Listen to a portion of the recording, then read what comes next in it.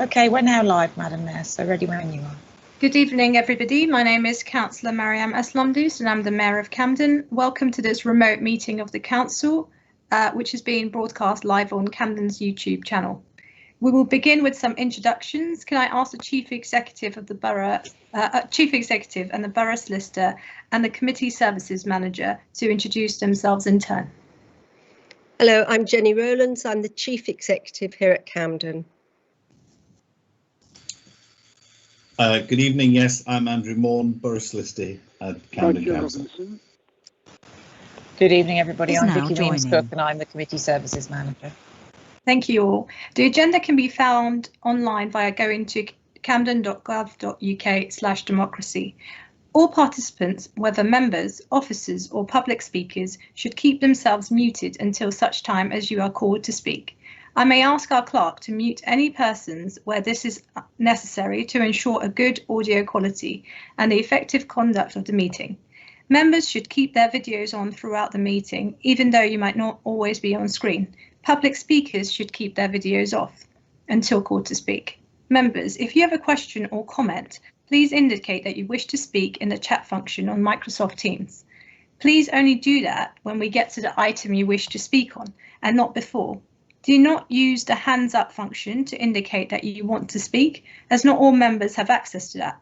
If you lose your audio feed, you should also say this on the chat, or if this is not possible, send a message to the contact number you have been provided with. Members, you must be present for all of an item in order to vote on it. Therefore, it's very important that you notify us if any connection issues arise. Please do not use the chat function for any other reason than to indicate that you wish to speak, to indicate that you have a connection problem, or to call a vote. The chat function is only to be used by members and only for those reasons. In light of the very large number of participants this evening, I would ask members to follow these rules and be very disciplined in the use of the chat function. Please also note that the chat is visible to all meeting participants. And finally, just a few words about voting this evening. I've looked at the agenda and in the interest of time, for most items, I will simply ask members to unmute and affirm that they are in agreement with the recommendations. However, on item 12, motions, it will be most likely be necessary to vote, and I will hand over to the Committee Services Manager to carry out a roll call vote on those. This will be time consuming, but I would ask you to be patient while this is done. Should any member wish for a formal roll vote on any other item, please indicate that in the chat box when we reach that item. First item on the agenda this evening is the guidance on remote meetings held during the COVID national emergency. Can we agree with? Can we agree this guidance? Agreed. Agreed. Agreed. Agreed. Agreed. Agreed. Thank you. Thank you. The next item on the agenda is the minutes of the meeting held on 7th of September. Is it your wish that I sign these minutes as a correct record of the meeting? Agreed. Agreed. Agreed. Agreed. Agreed. Thank you. Item 3 is declarations of interest by members in relation to items on this evening's agenda. Are there any declarations on any item on the agenda? Madam Mayor,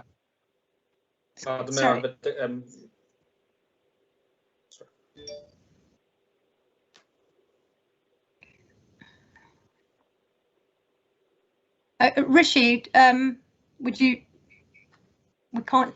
Yeah, Madam At least Mayor, I can't hear you. I have a conflict. I have a I have a declaration on item 10A, my employer's reference, and I will exempt myself from that item. Thank you. Do members want to indicate in the chat box if they wish to make a declaration, and when invited to do so, state clearly which item their interest relates to and the nature of that interest? Councillor Pearson has indicated that he has an interest to declare, Madam Mayor. Councillor Pearson, go ahead. Madam Mayor, in relation to item 6, I'd like to declare I have a non-pecuniary interest, which is already declared in the members' declaration of interest, that I'm a committee member of Camden Cyclists, and also declare that I'm a disability champion in relation to item 6. Thank you. Anyone else? No one else has indicated, Madam Mayor. Thank you. We'll move on to item 4, which is announcements. Further to the cross-party agreement regarding the format of this meeting, can I ask Council to agree to waive the Council procedural rules as per the note that was circulated to councillors earlier today? Agreed. Agreed. Agreed. Thank you. As you know, October is Black History Month, and there are a series of events taking place in Camden, such as Books and Beyond, a virtual book club for Camden's Black History season, and a series of online discussions on contemporary activism. Please do head to the Council's website for more details. And finally from me, I'm very sorry to announce the death of former councillor and Mayor Omar Farouk Ansari, and on behalf of the Council, I'd like to express condolences to Mr. Ansari's family. We'll now observe 1 minute silence.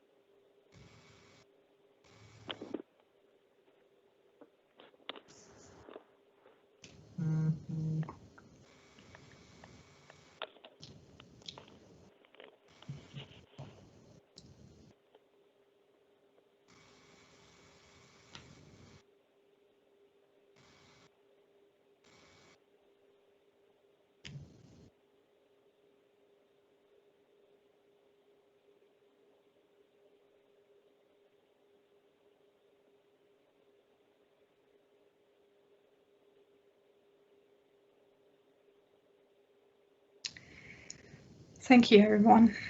Are there any other announcements? Please indicate in the chat box if so.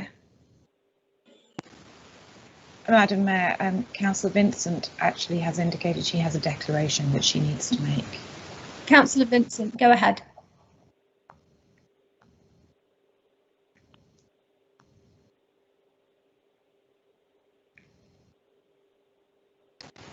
Councillor Vincent, are you still there?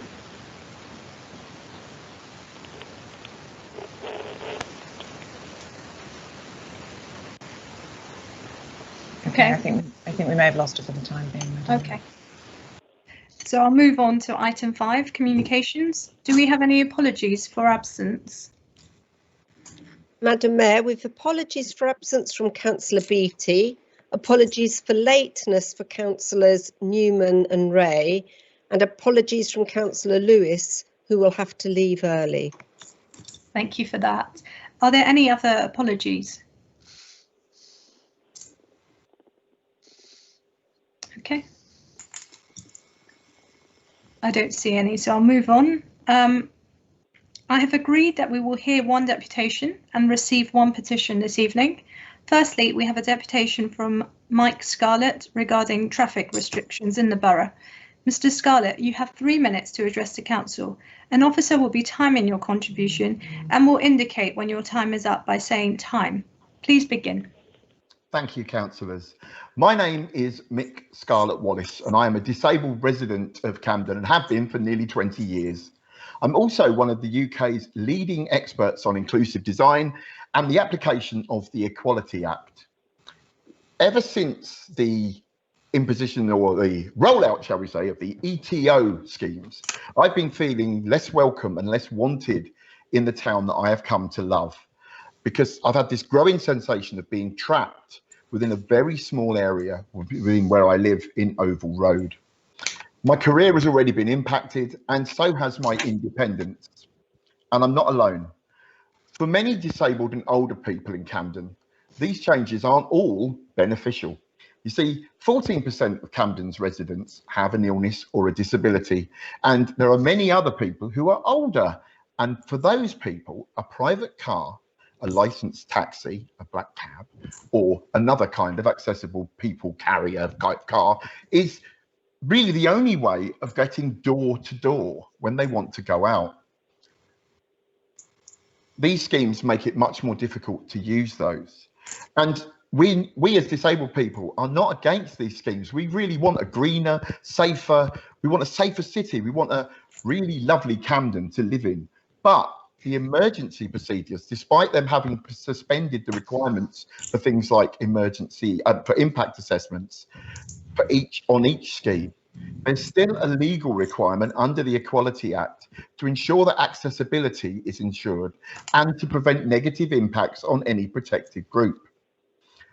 Our big fear is that the drive for a greener Camden will stall as legal challenges are made, with specialist firms such as Fry Law taking advantage of the new EHRC funding for legal action to be taken around issues such as LTNs.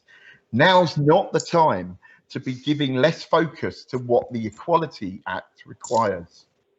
All Camden's disabled and older communities ask is that their needs are prioritised and properly considered so that any negative impacts from these schemes are mitigated and that we can get the chance to have our experience and interaction with the world grow and increase. The new normal that we're all hoping for within Camden must make Camden a better place for all. I thank you. Thank you, Mike. Does any member wish to ask a question of the Deputy? I've had indication from Simon Pearson. Simon, would you like to go first? Thank you, Madam Mayor. Mick, the Conservative government has made £250 million available to councils to make walking and cycling more convenient and safer for all residents, which Camden is actively trying to do. I hope you'll be pleased to know that the Disability Oversight Panel, including myself as a disability champion, holds regular co-production meetings with a similar team from Camden Disability Action, and we held one as recently as this afternoon, specifically to discuss the street access issues that you're concerned about, street access issues for disabled. And these meetings are attended by one of Camden's senior transport strategy officers and also the Cabinet Member for Environment. Now, Camden has said that no property that is currently accessible by car or taxi should cease to be accessible in a low traffic neighbourhood, an LTN. I suppose I have a double question to you. Wouldn't you prefer to be picked up and dropped off in a deserted LTM, low traffic neighbourhood, rather than a street that's clogged with rat running vehicles? And secondly, would it be any more difficult to be dropped off or picked up alongside a cycle lane than alongside a line of parked cars? Thank you. Well, Mike, Yep. is it possible? I'm going to take two more questions, and if you would kindly respond to all three at the end. Is that all right? Yeah. Okay. I'll take a question or comment from Paul Tomlinson. Oh, thank you, Madam Mayor. Thank you for your deputation. I have had comments in our ward, the St Pancras and Somers Town ward, about difficulties of disabled people in these schemes. I'm wondering if you can offer us, from your point of view, or perhaps from your knowledge, a couple of examples of what the difficulties are. You've spoken very well about the general things. Have you got some specific points? Thank you. I'll now take a question or comment from Gio Spinella. Councillor Spinella. Thank you, Madam Mayor, and thank you, Mr. Wallace, for your deputation, which is most interesting.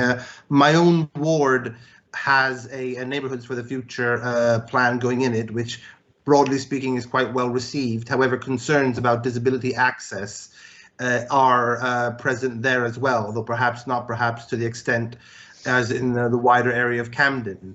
Considering how many of these new pathways to increase pedestrianisation and cycling involve the erection of effectively barriers along the sides of many streets, in your capacity as an expert on accessibility design, how do you think the legitimate expectation of the more vulnerable residents of Camden to access taxis and those kind of public transportation can be reconciled with the current design of the barriers along the various roads of Camden?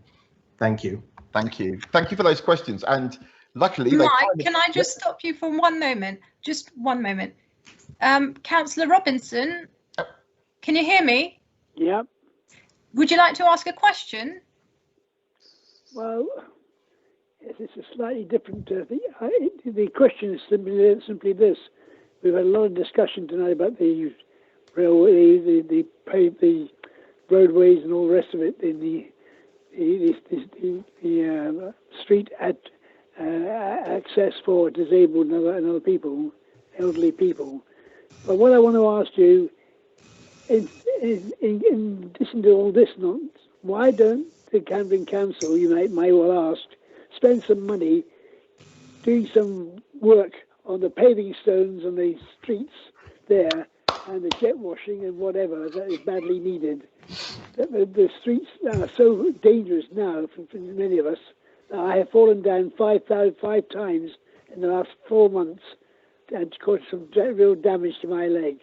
Now, I think this is something you might well ask as part of your deputation. But I think we've got to do something about it very, very quickly. Otherwise, we're in trouble. Councillor Robinson, thank you for your contribution, but I don't think that's a question to Mike. So I'll let Mike respond to the questions from the other councillors. It is a question to him. I suppose it is a question. He's willing to take the issue up with himself. Okay.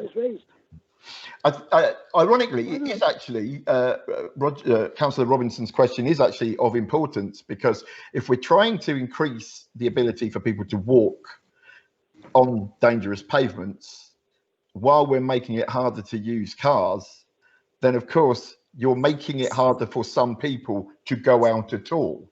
So I totally agree that we need to focus on making and improving our pavements at the same time as trying to install cycle lanes. It's the perfect time to do both as one. And I agree as well around cleaning of the pavements. You may not be able to see, but I am currently fighting a skin infection caught off someone's spit on the street that's got on my tyres and then got on my face. It's a very big problem. We need our streets to be clean. Now, moving on to the issue around the cycle lanes and the bollards and how that impacts on disabled people. It's really important to understand that most vehicles we need to get in by transferring in and out. And if there's any barrier to that, especially say a black cab with its ramp, we can't put black cabs can't put their ramp out onto a cycle lane. They need a curb. So it's really important to understand that if you're going to install a cycle lane, it's going to need brakes along its length to allow people to access the curb, which then throws up all manner of safety issues. So it's really important to plan this much better than just, it seems a great idea. It's got to be really looked into. The bollards also mean that we can't stop as easily. So it is a big problem.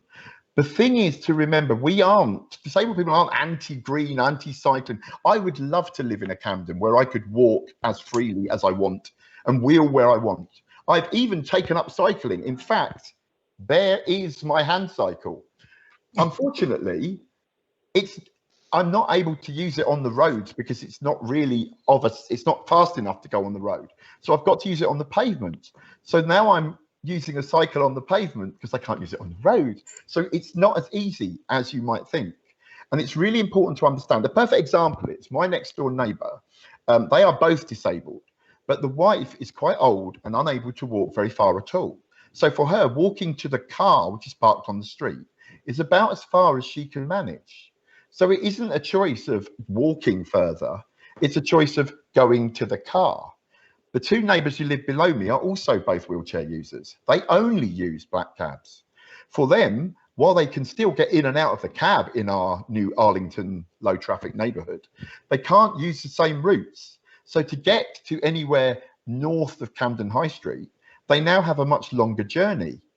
Also, both of them cannot work. They are on benefits. So they're at the bottom of the financial pile, but they're now being expected to pay more for the same journey. So what we're asking is, can we please have an understanding that this is going to happen? Can we have a mitigation explored? These schemes are all under review. They're all nebulous at the moment. We can change and make them work so they aren't excluding some.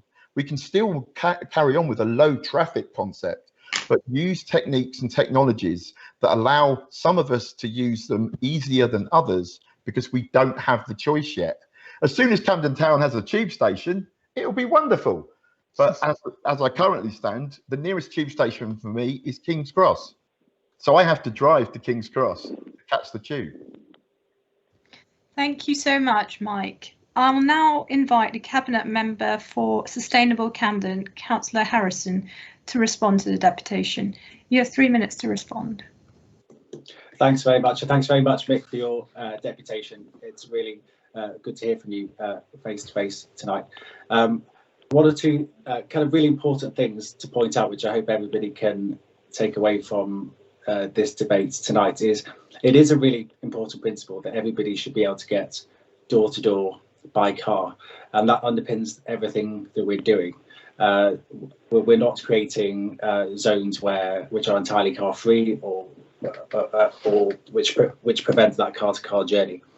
Secondly, is we are in a situation where we want to be keeping the roads as freely moving as possible. We need much less traffic on the roads for a whole variety of reasons, whether it's air quality, whether it's carbon, but also because we need to be prioritising people who are only able to travel by car. We need to be making sure that they are not getting stuck in traffic. The government and the Mayor of London have been very clear that we need to be taking measures to compensate for the lack of public transport capacity at the moment, which is likely to be ongoing as we've seen the new restrictions coming in. We're likely to see those restrictions continuing for some time. Those who can travel in different ways, we do need to be asking them to walk and to cycle where they can. And crucially, it's our job to be making sure that we are creating safe spaces and safe routes for them to do so, because only then can we keep the traffic numbers down, and only then can we keep space on the bus and the tube free for people. And really, actually, the bus rather than the car is actually a much more important mode of travel for many people with disabilities. All the experimental schemes that we're undertaking at the moment are, as I say, experimental. They are trial. We are, as Mick said, we are able to make changes as we go along. Councillor Pearson earlier mentioned the meetings we've been having with Camden Disability Action to co-design work around this. They've been really fruitful meetings so far, and we, given that these are trials and that we are moving quickly, we're trying to be fleet of foot, we can make those changes if need be. So let me give you that assurance, and also to assure you that all current schemes are undergoing all equalities impact assessments, so we're able to understand what the impacts on different groups might be. And just one final point, if I've got time, is on low traffic enabled dance cycle lanes. Together, these are coming in at a more rapid pace than normal, but I always emphasise the fact that in many ways these measures are not new.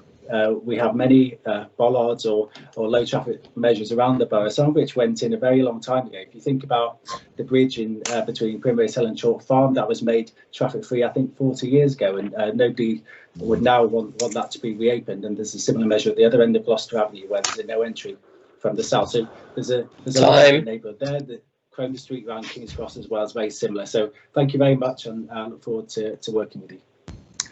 Thank you for your deputation.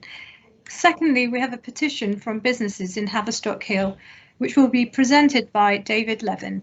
Mr. Levin, you have 3 minutes to address the council. An officer will be timing your contribution and will indicate when your time is up by saying time. Please begin. My name is David Levin. I am the owner of Tish Restaurant on Haverstock Hill. I am joined by Lisa Mayer of Lisa Hawke Hair Salon and Dr. Mervyn Druin of the London Centre for Cosmetic Dentistry, both from Steeles Village, and Greg Perkins of Perkins Dry Cleaners, which, like Tish, is in Belsize Park. Our petition against the proposed cycle lanes on Haverstock Hill is signed by 48 affected shops and cafes from both Belsize Park and Steeles Village. We are very sad that Camden has not consulted us at all about the effect of this on our businesses. We got this petition together in just 3 days, and a survey has also been done which shows similar opposition by residents, so there's really no excuse for not consulting us. We're also shocked that Camden would want to construct a scheme which is contrary to their own planning policies. Local businesses are unanimous in our strong opposition. Several shops are empty due to COVID, and by removing the car parking, this scheme will close many more and destroy Belsize Park and Steeles Village and the jobs and services they provide. Parking in the side streets is simply not viable. Perkins Dry Cleaners customers, for example, use the parking to bring and collect dry cleaning, which is often bulky and hard to carry. Freshly cleaned and ironed clothes are not easy to take by bike. If customers can't park, they won't come.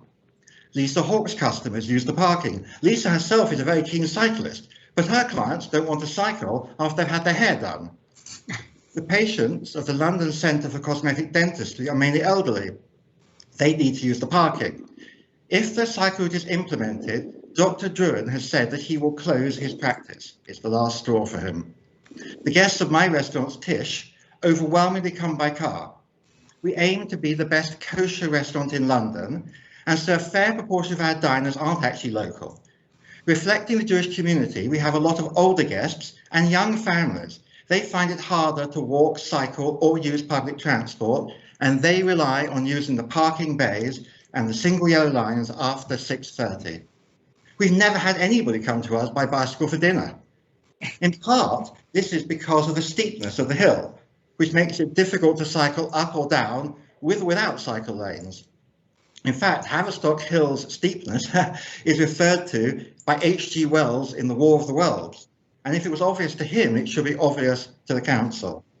If the parking on Haverstock Hill is removed, the four of us will likely lose enough customers that will be forced to close, and we employ 60 local people. Other shop closures will likely add many more job losses, and this is just the last straw for us after the damage done to us by COVID. This is existential for us. We're really upset. 18 months of this trial will finish off the traders in Steeles Village and Belsize Park. In Steeles Village, it's taken 10 years of hard work from traders and residents to restore the shopping area of Steeles Village after the last recession. This would send it over the edge and under a decade of hard work. My restaurant is my life, and it's years of hard work. My friends with me tonight feel the same. Please don't destroy us. Please don't do this thing to us. It's terrible. Thank you very much. Sorry. Thank you, Mr. Levin. I'm sorry I got carried away a bit. Sorry about that. No. We'll now take some questions and comments. I have indications from Councillor Cooper. Councillor Cooper, would you like to ask a question? Yes, thank you very much. Thank you very much to the deputies for coming here. David, maybe it's a question to you, but the other ones might want to come in. As a restaurateur with space outside, I've been a fanatical supporter of the street trees in Belsize Village and Southend Green and the alfresco revolution that's happened in NW3 and to a lesser degree across the borough and across the country. And in part, that's been enabled by creating, at least in Southend Green, an environment where people want to sit down next to it by getting rid of the bus and the slip road, which I know there's divides opinion, but has benefited those businesses. What would be the impact to you or other businesses on the hill with outdoor seating of the changes? I ask that in particular because part of the change is the moving of buses into the middle of the road, so that when buses stopped at the bus stop, they block the entirety of either the northbound or southbound traffic, depending on where they are. I would have thought that would lead to tailbacks behind every bus at every bus stop, and make it a less hospitable environment. But I would like your opinion as to what the impact would be and whether that reduces the viability of a restaurant, given the dependence on outdoor seating on Haverstock Hill. Well, Mr. Levin, do you mind if I just take a few more questions and you can respond to them in group? I have a question or comment from Councillor Adams. Councillor Adams? Thank you, Madam Mayor. That the proposed cycle lane on Haverstock Hill would be disruptive to local business has been expressed well by David Levin, and thank you, David. I'm a cyclist who travels up and down that section of road daily, and realistically it's the gradient of the hill that puts many cyclists off using that part of the road. As the local scribe, Richard Oasley, wrote in 2014, good luck to anyone cycling up Haverstock Hill on a 3-gear Boris bike. There should be an annual championship for that. I'd be grateful if Lisa Mayer could give her views as a fellow rider, if she's on this call, please, on the current cyclist experience on the road, and also the option to use far quieter back roads to pass downhill towards West End and critically uphill away from town. Okay. I'm not sure if Lisa Mayer can come in at this point because she'll be using up the minutes allocated to Mr. Levin. Perhaps you can ask when she's on, if that's all right. She is part of the group of petitioners, Madam Mayor, if that helps. So that does help very much. But I'm going to take 2 more questions and then Lisa can come in and respond to Councillor Adams then. I'll take a question or comment from Councillor O'Shanahan and then Councillor Porritt. Thank you, Madam Mayor. Thank you, David, for the deputation. I can share that I was also this weekend with my fellow ward councillors and other Camden cyclists trying the new cycling infrastructure scheme in whole Camden, and I think Haverstock Hill would incredibly benefit from this. But I would like to hear from you. If you had the chance to discuss with the other businesses the wide range of discussions, studies, surveys that talk about a positive impact of cycling and walking infrastructure on local business in terms of increase of trade and income, and it's overwhelming the number of studies that you find on this regard, and maybe did you have the chance to discuss with them about it? Thank you. Councillor Porritt next. Thank you, Madam Mayor. David, you and the other businesses have my sympathies. I've been a resident of Haverstock Hill for more than 20 years and I'm a local ward councillor. And just quickly before I put my question to you, I just want to add a bit of context about this situation and how it's come about, because I think that it's important. Which is that had the council involved us as ward councillors in Belsize earlier, I think this situation could have been avoided, because other councillors from Gospel Oak, from Haverstock and from Hampstead Town were told about these plans in June, and we only found out about them as late as August. And had we been involved more from the outset, we would have been able to talk to the local community, talk to businesses like yours, and get a sense of how viable this was. But we are where we are, and unfortunately the government has also issued guidance to local councils, meaning that they can only do statutory consultation, and they're being advised to the government is advising councils to implement these kinds of schemes in a rush. So the whole situation's a bit of a mess for councils around London. But I think there is a legitimate question as to whether the size and scale of this scheme is appropriate, because it's not just a standard residential road. Haverstock Hill is a high street. These changes will massively affect businesses like yours that have already been hit hard by the pandemic. And it's also an important through road, of course. It's not just a local road. So my question to you, David, would be, do you think there's a version of the scheme that could be implemented that would work for you? Could the council work with you to design something that's more appropriate for the area so that we could achieve that objective of encouraging more walking and cycling without harming your business? And if I may, when the cabinet member responds, I would like to hear from him whether he will give us a guarantee not to implement this scheme until there's been more conversations with the local community, with local businesses, and with us as ward councillors as well. Thank you. And very quickly, I'll take one last question from Councillor Ollard. Thank you, Madam Mayor. Really grateful. Just wanted to ask if you had any examples of these similar changes being brought in some parts of the borough where it's led to the economic impact you've set out. And I say this because in my ward we've had several similar changes introduced over the years, and it hasn't really led to the level of impact you've set out in your deputation. So I would be grateful if you could give us some examples of those adverse impacts, if you could. Thank you. Mr. Levin, it's now your opportunity to respond to the questions, and indeed if Lisa Mayer would like to come in and respond to Councillor Adams's question. Who goes first? You can. I speak first, and I'll leave time for Lisa. On the questions, firstly, Councillor Cooper's question about the traffic build-up. It's certainly true that there is a bus stop, obviously, on Haverstock Hill, on either side of the road, not far from us. If a bus is standing there and there is a line of vehicles behind, guests eating on the terrace, which is where they want to eat, even if it's cold because of COVID, will not enjoy that pollution and noise disturbance, and it's probably bad for the environment.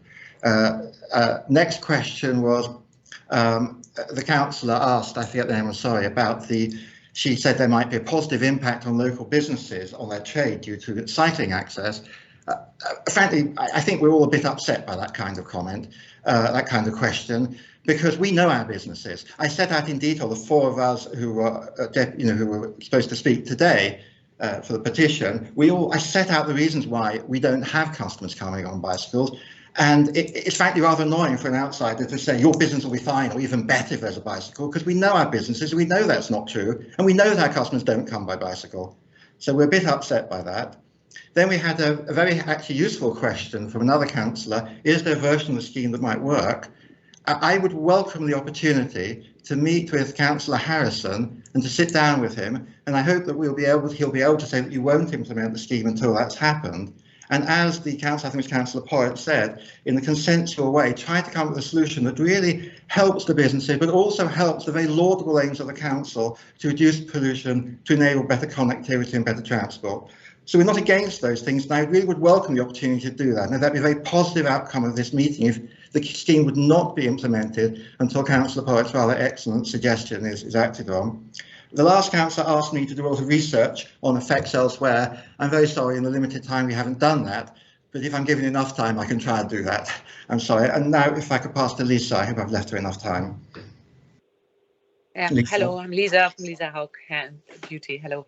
Yeah, I'm a passionate cyclist, and I think everybody who should be cycling, but this is not just always just the one point for us all on the high street. For the businesses, as David's and Mervin's and so on and so forth, we have clients who just can't walk to us or just can't cycle, and I have a high percentage of clients within the salon who have to come by car. I have lost clients because they basically said to me they can't park. I was before in Primrose Hill on Gloucester Avenue where they could easier park, and it was the whole weekend, the whole Saturday, free parking, and it was much easier, and I was more booked then because of the parking possibility. About the question with the cycling up also that hill, that steep hill, thank God I don't have just 3 gears on my bicycle. Even though I only have to cycle up that little bit, it's incredibly hard, and because of this, people think twice. Do I want to go there, or should I make it more convenient? I go somewhere where I can park my car. And if I'm already thinking also for myself, should I come back? I forgot something in the salon. I should go back. Do I really want to? Do I want to cycle up that hill again? My clients won't think twice. They possibly think, okay, I'm going to go somewhere more convenient, because convenience, unfortunately, is nowadays, it's the key thing for clients, also for myself, convenience and the environment as well. There has to be a way to combine these. It's obviously incredibly difficult because there's just limited space on the street, and the streets are quite narrow. But this will be for my business and for the other business really could be the end for the business. And I had mine for 10 years and was going well, and it's really upsetting and came to a shock to us that this is planned. I live on Prince of Wales Road, used that cycle lane, and I wondered, and I felt sorry for anybody with any disability who has to park and who can't park and can't access, and they are trapped. And so it's for the community. I don't think it's good that way. So I don't know if I really answered now properly that question, but I think cycling up the hill is tough. The solution with removing all parking will be a disaster for us businesses. And also I'm upset and angry and worried. Thank you for letting me talk. Thank you. Thank you. We'll now move back to Councillor Harrison to respond to the petition. Councillor Harrison, you have 3 minutes. Thanks very much, and thank you again for the deputations.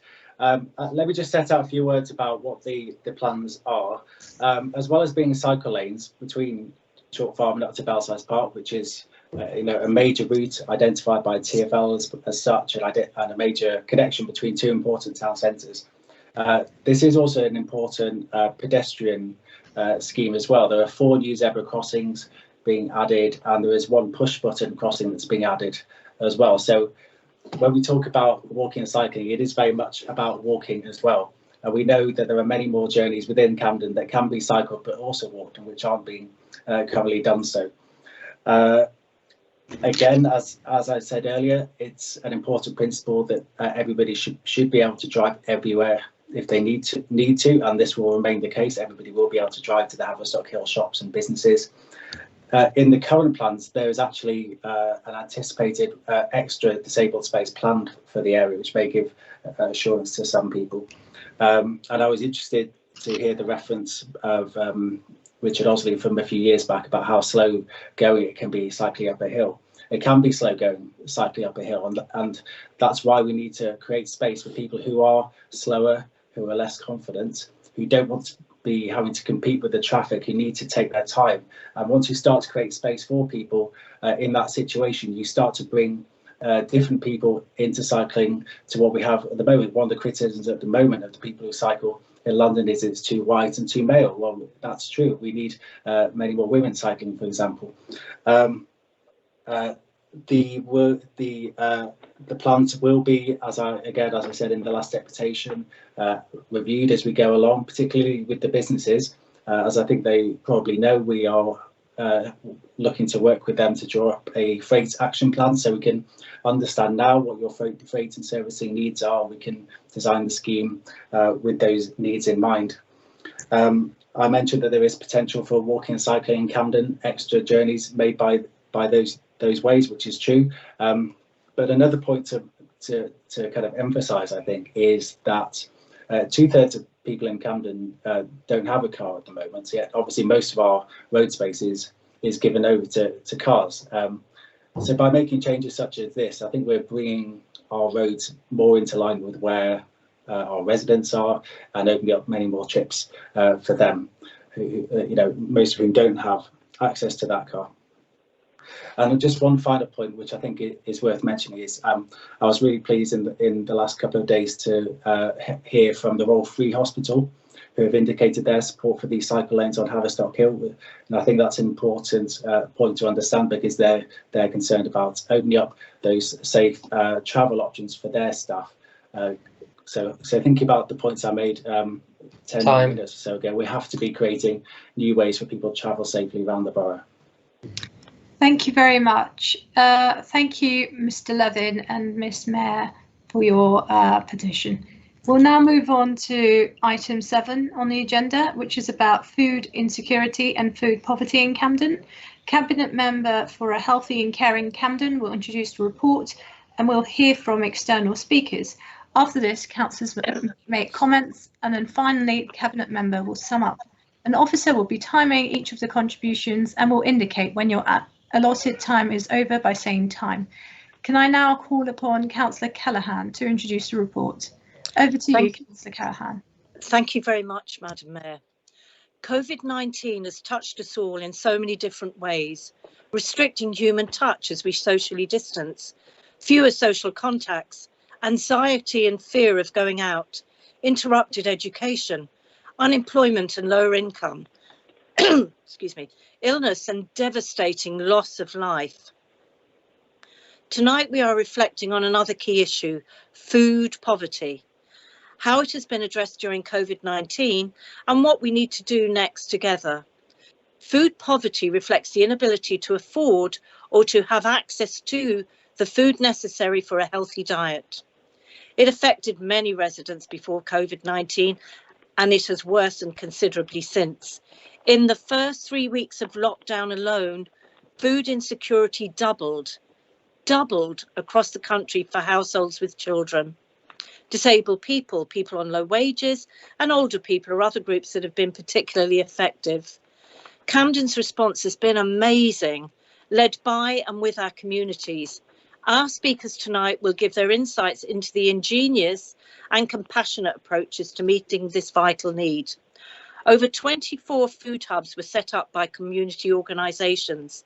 The council, working with Age UK Camden, delivered almost 33,000 food parcels. People experiencing homelessness have been supported and many food hampers have been delivered through schools. We all recognise that free food parcels are no long-term solution to poverty and deprivation. The council is committed to using its powers to eradicate poverty in our communities, including food poverty, which is so closely linked. Across the borough, we're also looking to realise the full potential of food as a social connector for good, with vital benefits for health. The food offering Camden is progressing to include more dignity and choice, people paying what they can afford to receive more, exchanging time as volunteers, sharing learning about good recipes, and ensuring people have the kit to cook and store food. Community organisations providing food have built relationships fast, often leading to support for wider needs that wouldn't otherwise have surfaced. Camden's Food Poverty Alliance launched this year to help join up our efforts, to help mutual learning and to work out our best response to food needs during COVID. 66 representatives from a range of organisations joined Camden's first Food Poverty Summit, and more than 50 people have signed up for the second summit on the 20th of October. The summit will feature lessons from Lockdown 1, inspirational case studies of the ongoing work of community organisations, and plans for a collective emergency response in a second lockdown, which we're going through, if needed. Food insecurity needs will rise over the coming months as we go through a second wave of COVID and further jobs are regretfully lost. Our view is that 3 immediate food-related challenges lie ahead: to support everyone going through crisis, to prevent them going hungry, to continue to develop food support that gives dignity and choice, and to prepare together for a deeper need that will emerge this winter. I now want to hand over to Angela Mason and Anna Wright, who will talk more about what is happening in their portfolios. And I want to thank our guest speakers for sharing their experiences, wealth of insight and thoughts on this key issue at the heart of the pandemic. Thank you, and over to Angela. Thank you very much, Councillor Callaghan. I want to begin by saying a really big thank you. Thank goodness for Marcus Rushford. If it hadn't been for Marcus Rushford, thousands of Camden children, millions of children nationally, would have gone hungry in the school holidays if he hadn't campaigned for an end to child poverty and persuaded the government to U-turn and provide food vouchers during the school holidays. We now have half term coming up, and again the campaign is to extend school vouchers to children over the half term. And things aren't getting any better. There was a report in the papers today from the Food Foundation saying that nearly 1 million extra children are now claiming free school meals. And in Camden, the situation has always been quite grave for children. I often think people think of Camden as a rich borough. And in fact, 39% of our children are living in poverty.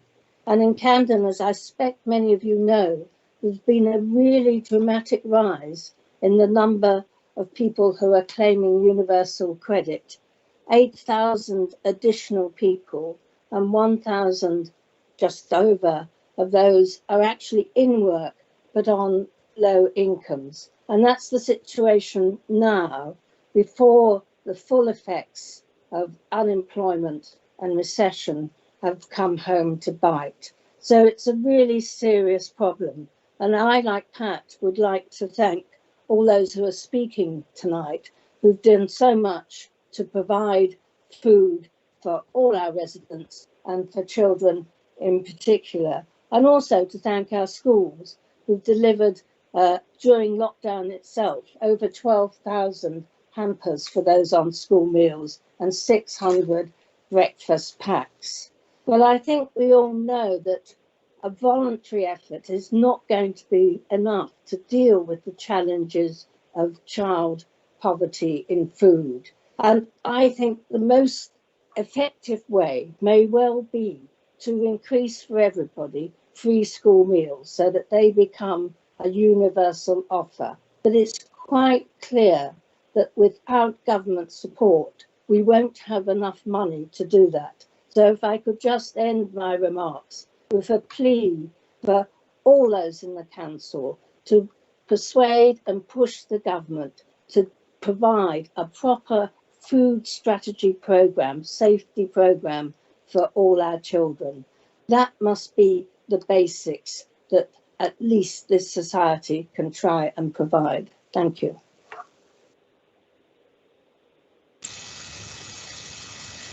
Thank you. Councillor Wright, would you like to speak briefly? Thank you, Madam Mayor. Yes. Well, just to add that amid all the bad news about COVID-19, the one recurring good news story really has been about the way communities stepped up to help each other. And here in Camden, our amazing voluntary and community sector, combined with a huge outpouring of volunteer responses and the creation of the COVID mutual aid groups, really did lead the way and make us all feel very grateful and very proud, I think, to be Camden residents.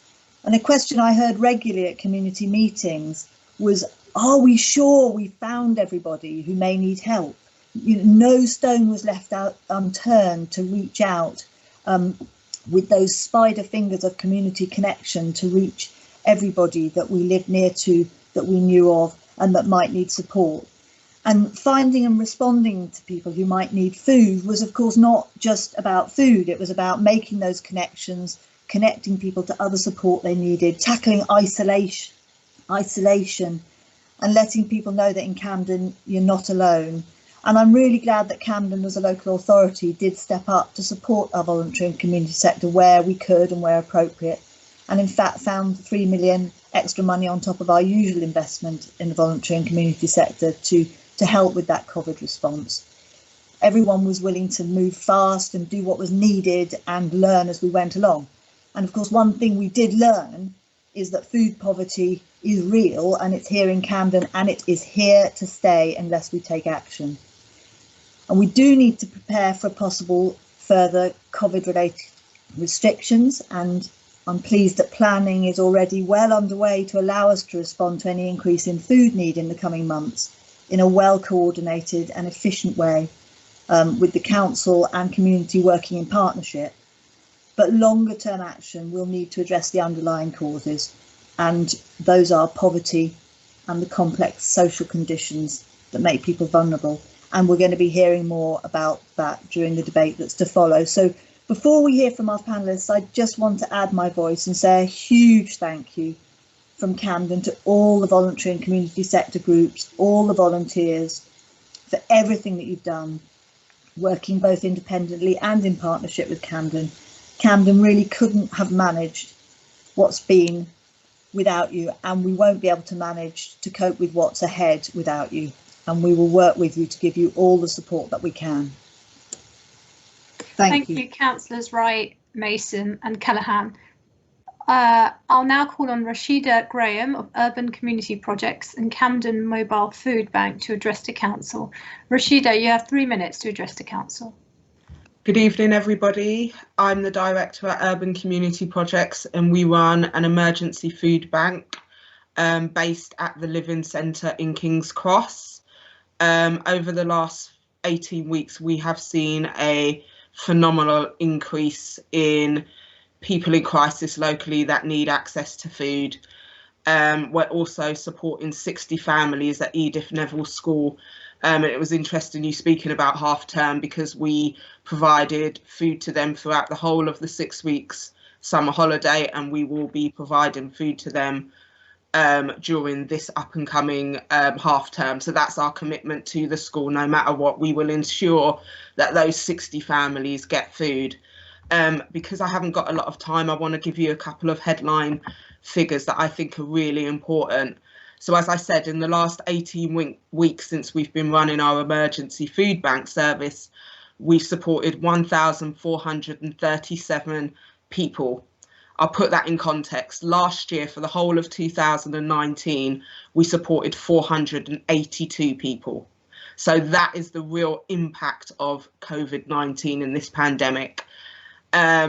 Another really important stat is 403 of those nearly 1,500 people have lost their job as a direct result of COVID. So we have 403 people that have accessed our food bank that are currently unemployed. Another crazy figure, 975 people that have accessed our food bank live in a home with more than one child. And I think if we take anything away from today's discussion, it's that stat. 975 people that accessed our food banks live in a home with more than one child. And that means food poverty really, really is real. It means that there are children in Camden really suffering. We wouldn't be able to survive without the support of our local volunteers that have really stepped up and done some amazing stuff. We didn't have a delivery service before COVID. 279 people have now had a delivery, and that is thanks to literally 2 local volunteers going out in the evening after they've done their day job, because they're working from home, and delivering 297 food parcels to really vulnerable people that can't leave the house. So they're either over 75 and they were shielding, they're either a single parent with young children that are self-isolating. I think that group gets missed out as well. You know, single parents with young dependents living at home, if they're asked to self-isolate, they can't get to a food bank. Our main issue has been having to purchase food. We've been running our food bank for 3 years, dependent on local donations. This is the first time we've ever had to purchase food. We've been really lucky. Philip at Camden Council, Francis at Camden Council, Ali, who connected the dots right at the beginning, have been incredible. And as I said, our local community, STCA, the Living Centre and their staff have been wonderful support as well. So I just wanted to say that. Thank you, Rashida. Thanks. So we'll now move on to Keith Morgan of the Young Camden Foundation. Keith, you have 3 minutes to address the council.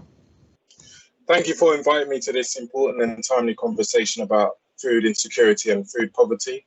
My name is Keith. I'm the Chief Executive of the Young Camden Foundation.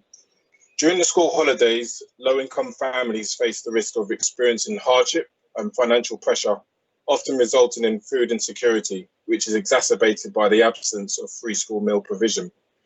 But I want to emphasise that the risk of holiday hunger extends beyond children reliant on free school meals.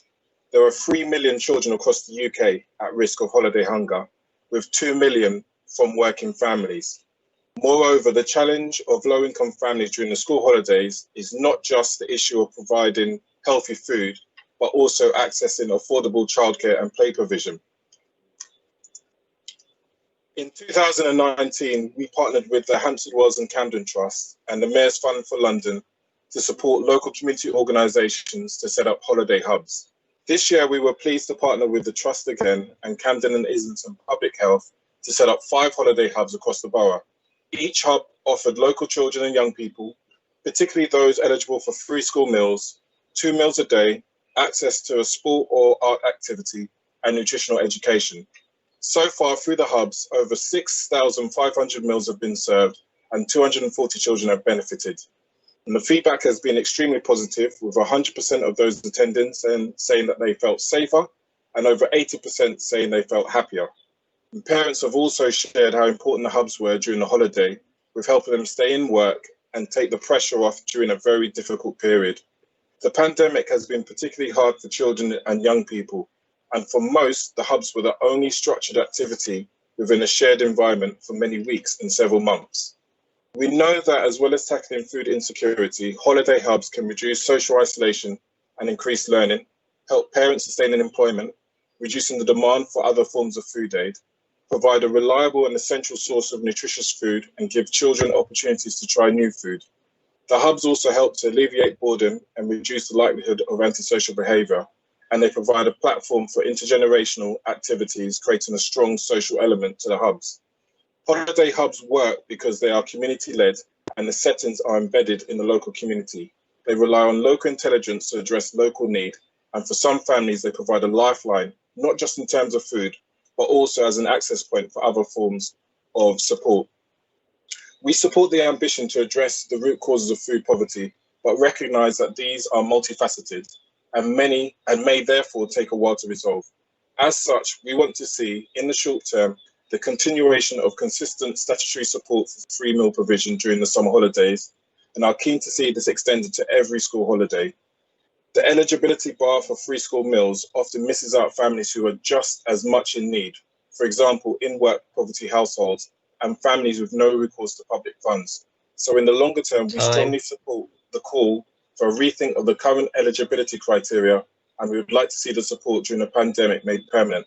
Lastly, at a local level, we want to see progression towards all lower income families having access to additional support to tackle food poverty during the school holidays. Thank you. Thank you very much. Can I now call on Faiza Mir of the Queen's Crescent Community Association? Faiza, you have 3 minutes to address the council. Thank you, Madam Mayor. So, Faiza Mir from CEO of Queen's Crescent Community Association. Thank you again for giving me this invitation. Unfortunately, I've come at this quite late, and I've just had about 12 hours of kind of travelling from overseas. And I was called by Philip, I think only about 2 days ago, to attend this meeting. So thank you for that. Just to kind of give you a snapshot, I mean, QCCA, we've had no idea about food banks. We're a community organisation providing service for children, young people, and older people. And so when COVID kind of hit us in March, we you know, it was kind of a call to action from every members of my team for us to be able to kind of do something and to support the community. And I think by doing that, we became probably the second largest kind of food bank in Camden. And what I want to do is give you a snapshot about some of the kind of the impacts that we've made, but also to give you an example of some of the learnings that we've had as well. So since March, we've been delivering on average 100 hot meals a day. We've been collecting and delivering prescriptions to local people who are shielding or isolating. We've been also doing food parcel deliveries 3 times a week. Some of those kind of people ranges for as far as NW11. So we've got people in NW1, NW2, NW3, NW5, NW6. We've started to provide services in West Hampstead after Hampstead Wells and Camden Trust actually asked us to kind of provide a service there because there wasn't a community organisation providing that to the elderly community. So we've been doing that for about 3 months, in the last 4 months or so. Some of our kind of youngest group within those people that we deliver food to is around 38, and the eldest is 95. So we've had a large cohort of older people and non-older people as well that are accessing our services. We kind of we provided a kind of an iftar all program. You know, again, listening to kind of the local community people as Ramadan was coming. You know, as Ramadan was there, a lot of people would have accessed free iftar in their community settings or a faith-based organization or the mosque or even churches. But because of COVID, all of that was impossible for people to be able to share. So we started the Iftar for All program, which was hugely supported by councillors, leader of the council, even our MP, Keir Starmer as well. And we were very pleased about the kind of the support that we've had. So with that kind of developed into a Supper for All program, as we found that majority of our people coming for the Iftar for All program were actually non-Muslims or non-fasting individuals, which was an interesting thing because that kind of gave us a reality of the kind of the food poverty that existed in Camden. And so over the last 4 months or so, we've distributed around 17,900 hot meals, and that's over 4 months. I think we haven't actually collected the stats in the last 6 weeks or so. So in over 4 months, we deliver 70,900 hot meals. That doesn't include the food hampers. And so as a result of this, what we've now done is developed a new program to respond to the impact, the disproportionate impact on the BME community. And so we've launched a new program to give advice, information and guidance to refer people out of poverty as well. And so there's a lot more programs that we do, but I'll stop there. Thank you very much. I'll now call on Janet Grauberg of NW6 Mutual Aid Group to speak. Thanks very much. I'm Janet Grauberg, and I'm one of the administrators of one of the West Hampstead Mutual Aid Groups.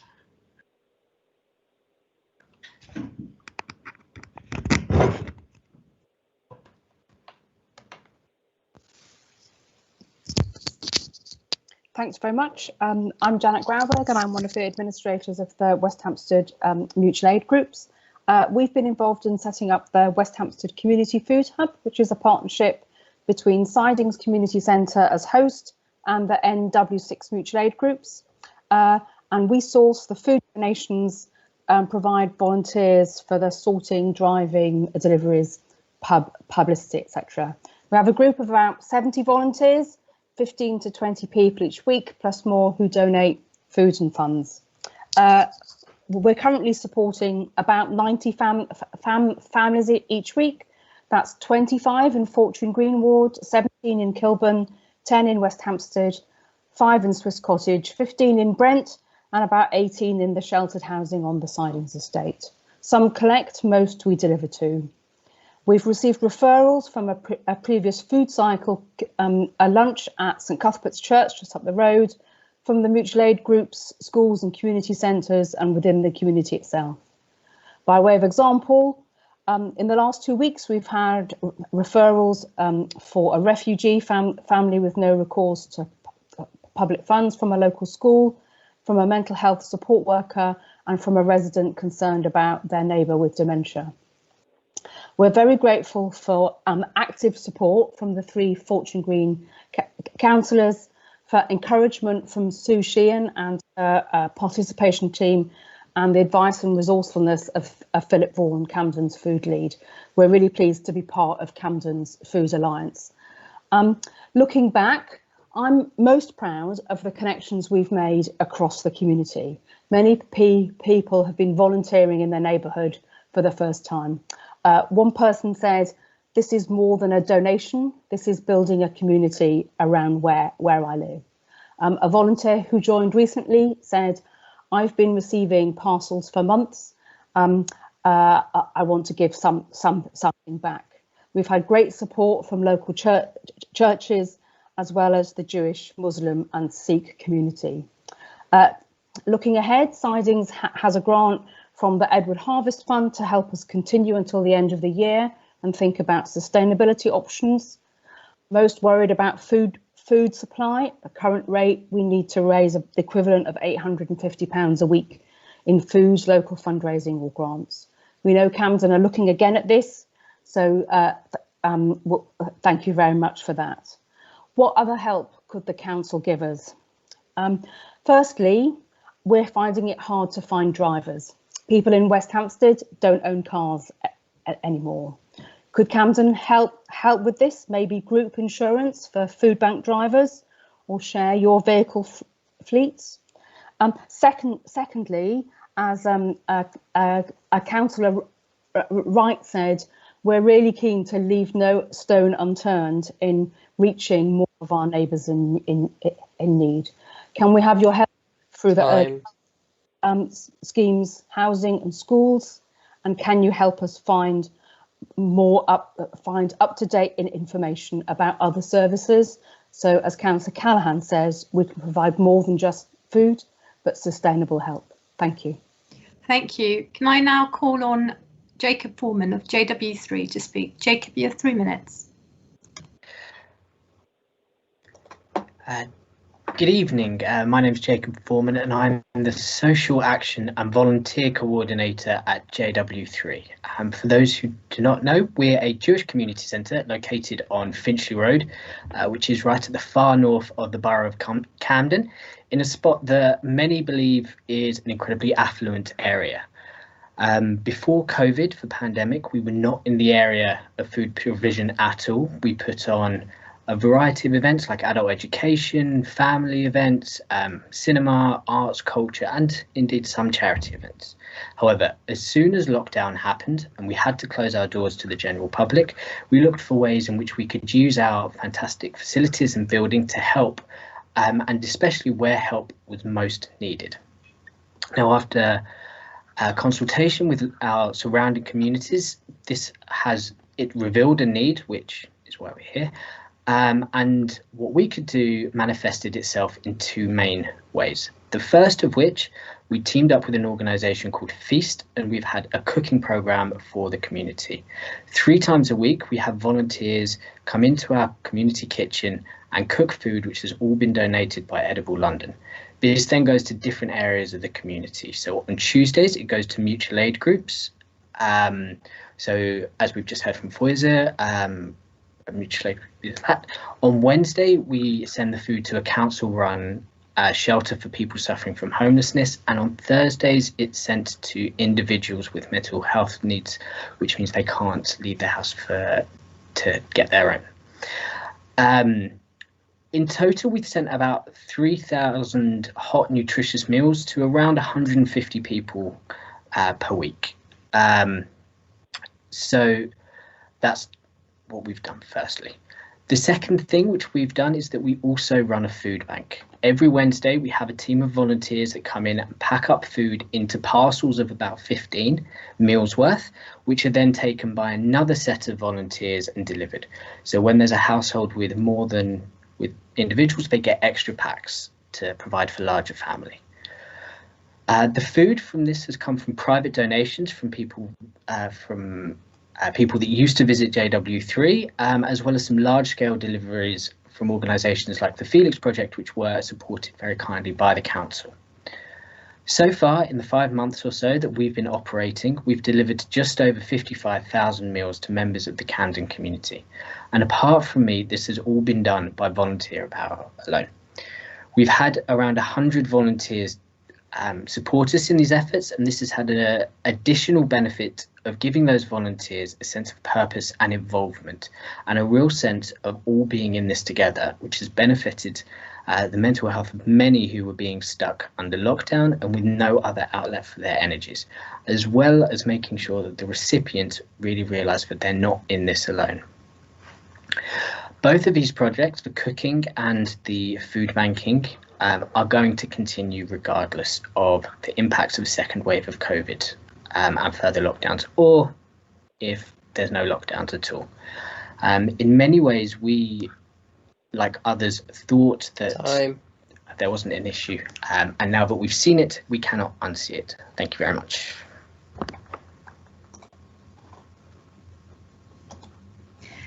Thank you. I will now call on Kevin Noonan of Voluntary Action Camden. Kevin, you have 3 minutes to address the council. Thanks very much. I'm Kevin Noonan, Director of Voluntary Action Camden, and thank you for giving me the chance to speak this evening. So I'd like to welcome this report. I think it really hits the nail on the head in many ways. VAC runs the Community Links as well as being the umbrella body for the voluntary sector, and Community Links is part of the social prescribing system in the borough, along with Care Navigation. And our volunteers immediately saw demand for food. About a third of the calls related to food in some way. In normal times, of course, Community Links is very different. It uses volunteers just to link up residents with community activity. usually using GP surgeries as the route. But it changed very swiftly to answer calls for help. We have a free phone number, and as I said, calls relating to food in some way or another were very high on the list. So this came to our attention early on. One of the things that VAC did as part of its umbrella body role was to share information. So we created a directory and we created a map to show where voluntary activity was happening and where people were coming together. Hopefully that has been useful to the sector. I think that we can speculate on why food poverty has come to the fore, but I think that the key thing about this report that we would really welcome is that it really captures this issue that the food poverty has moved from a chronic short-term issue that we thought would be an emergency response as part of the pandemic, and has shifted into something that's more long-term. Now, we can speculate that, of course, many people must have been having precarious jobs, benefit delays, ill health, digital exclusion.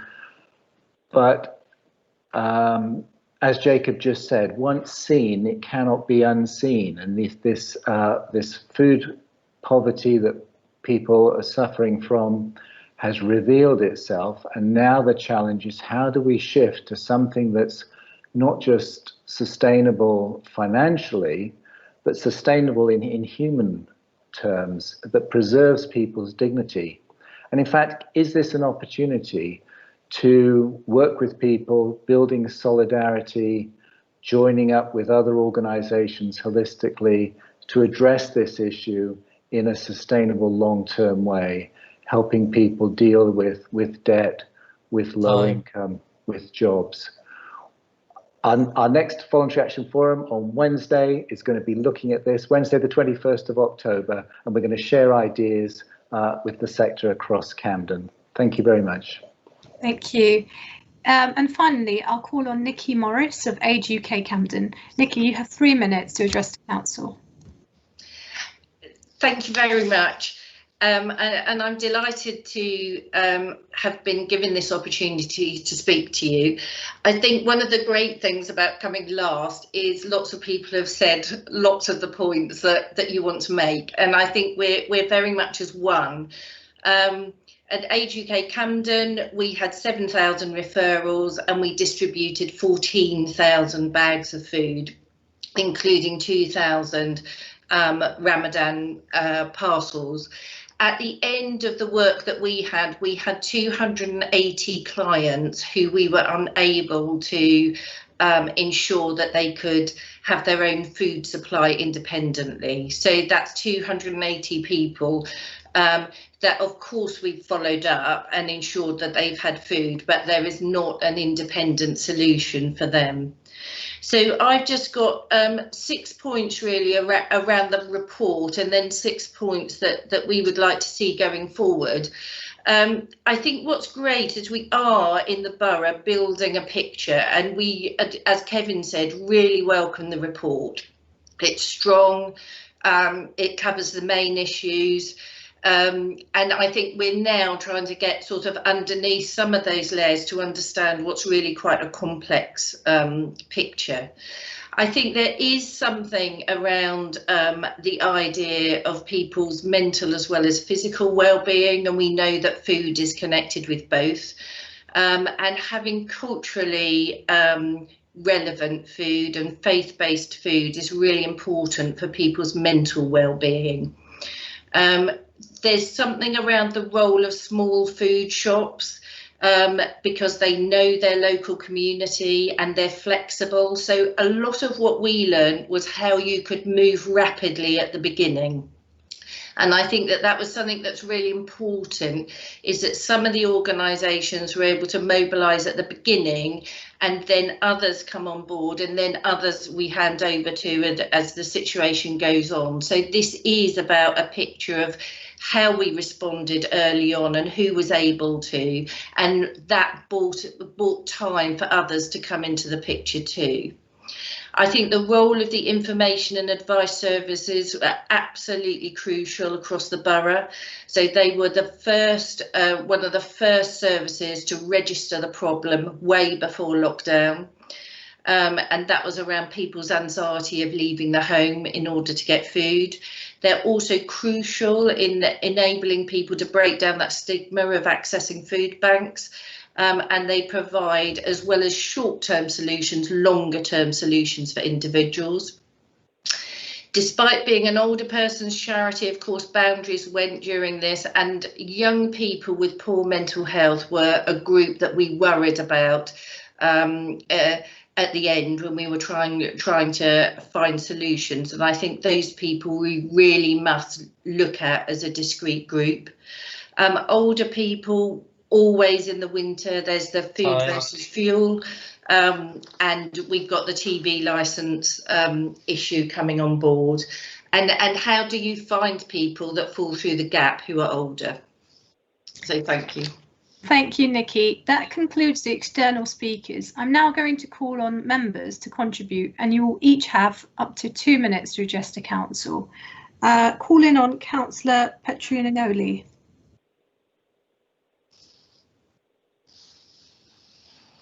Councillor Lazaro. Yeah. Can you hear me? Sorry, Madam Mayor. No problem, go ahead. I was trying to unmute myself. I was really moved by the contribution that we heard tonight from different speakers. And in particular, I really but I really appreciated all the effort that the community has put in place in Camden to support the most vulnerable people in our borough, and to help them in a very, very difficult situation. There was a report in January 2018 by Camden Council and Islington Council on food poverty.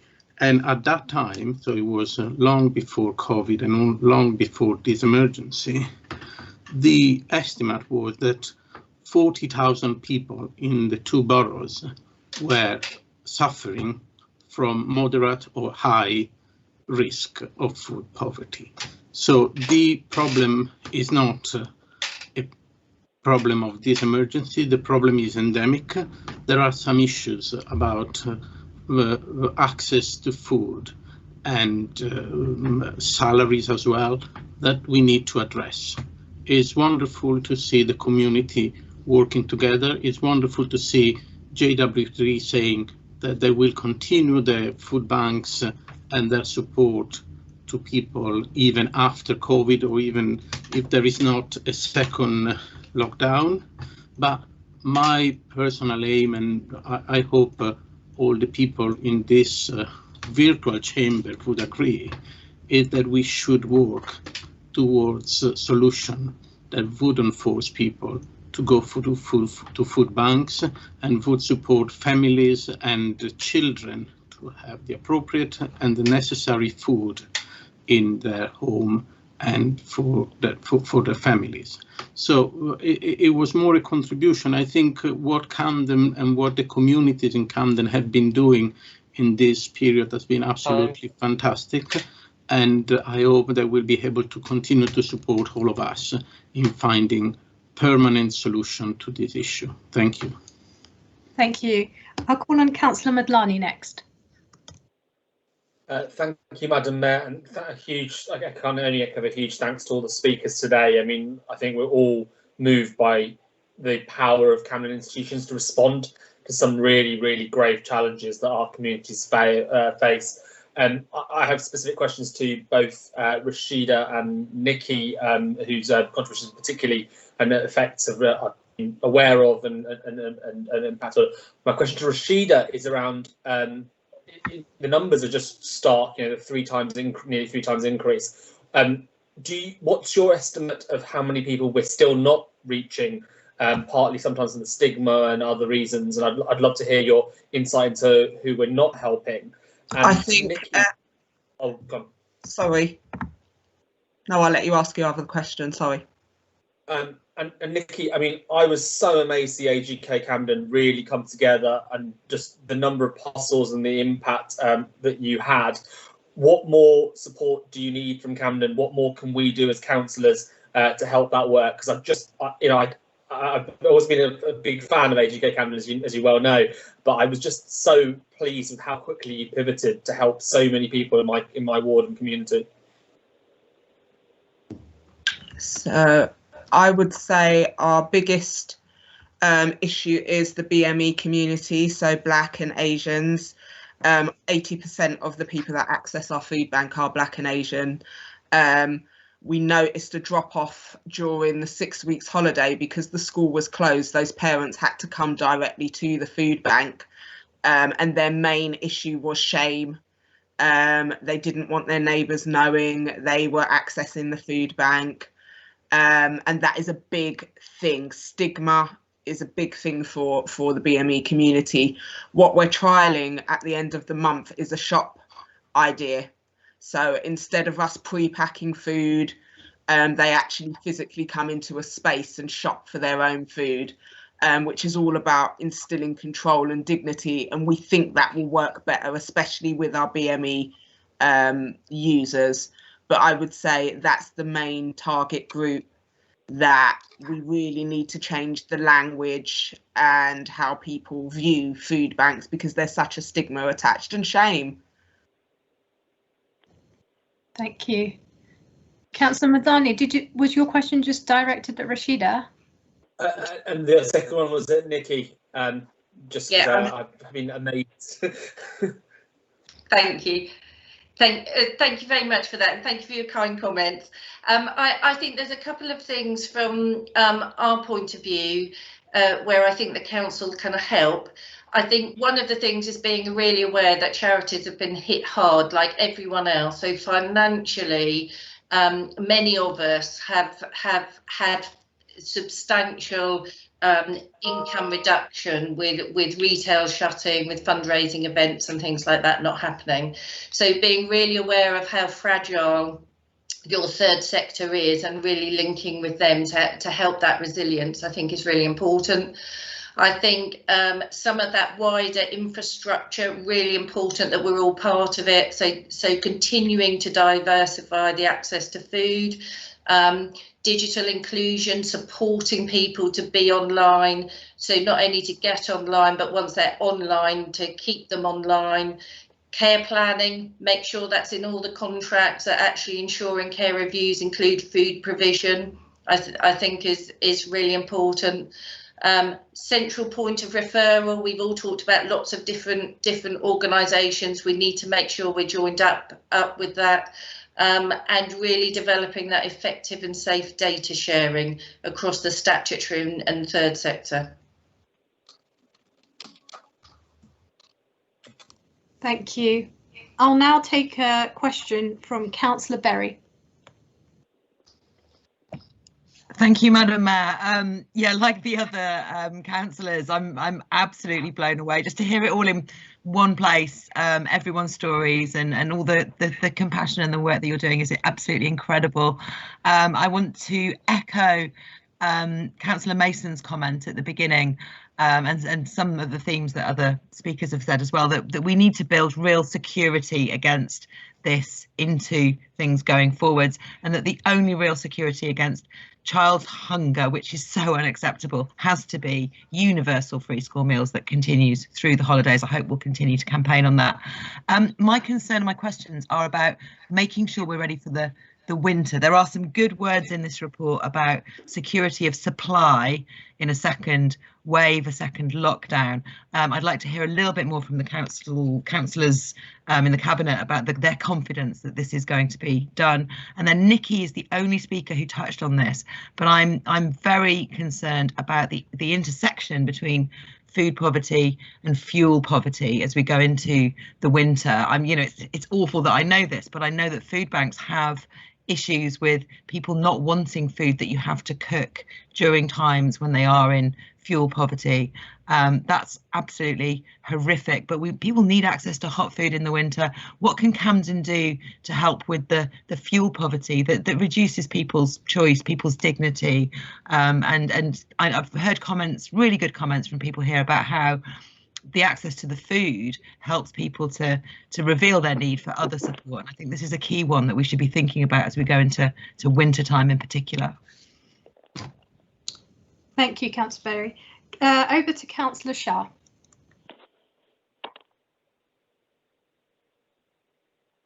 Hi.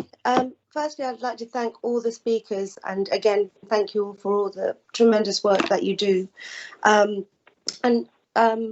Councillor Piccianoli touched on this, and this is not just a COVID problem. Although we are talking about what we're going to be doing towards during COVID and what we've done already and what we hope to achieve and prepare for COVID. This problem has existed in our society, sadly, and it's quite simply been caused by inequality and constant cuts and changes to the welfare system, which are hitting the most vulnerable again and again. Although I'm really pleased to represent a council that we've literally all pulled out the stops in supporting our communities through COVID, and also during food distribution, when I did go on those occasions to help give out packages, it certainly was a doorway into looking into people's lives, and thankfully we were able to support those who we contacted or saw.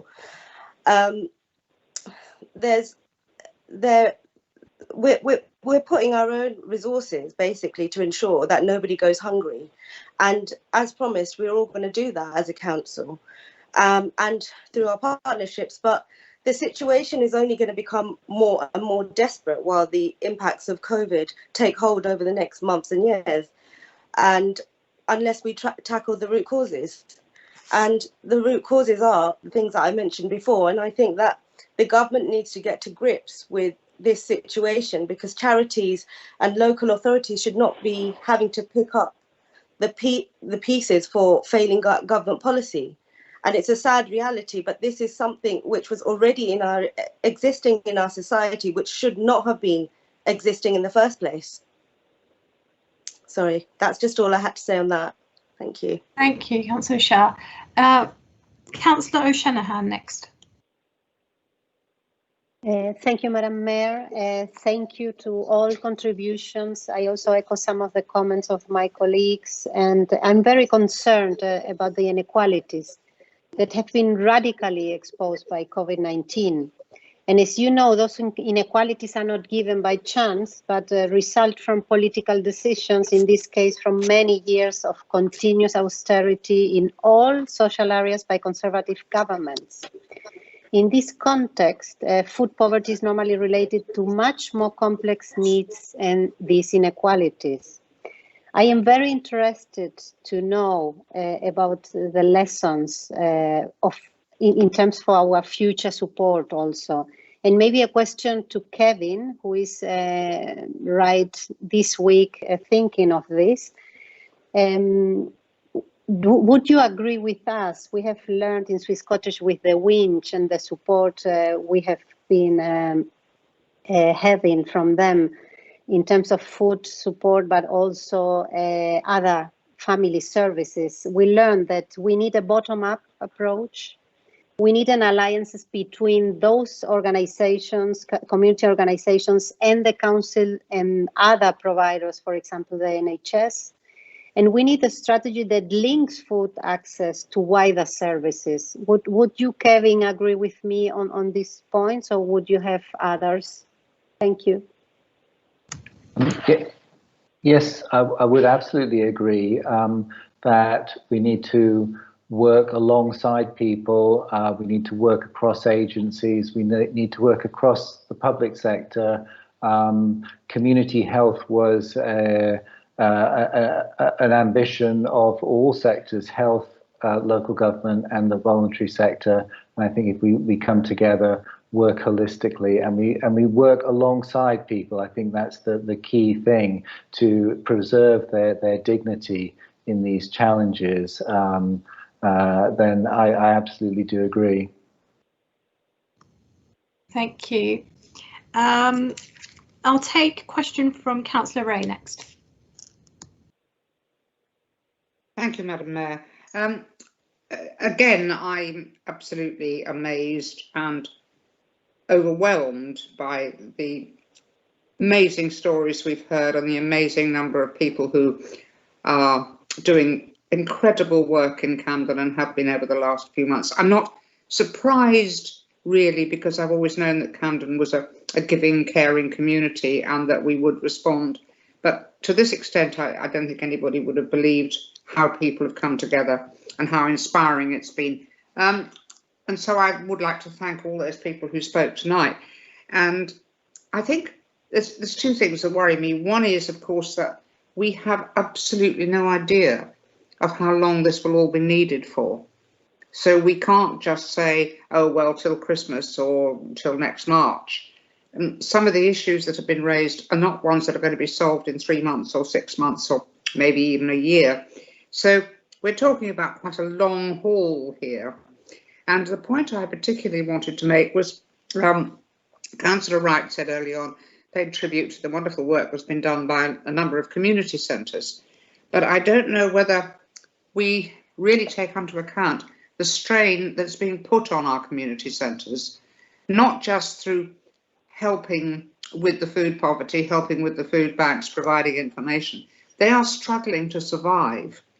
They are struggling to survive because they're not, most of them, getting the income they got from letting their facilities, from running classes, from doing all the activities they normally do.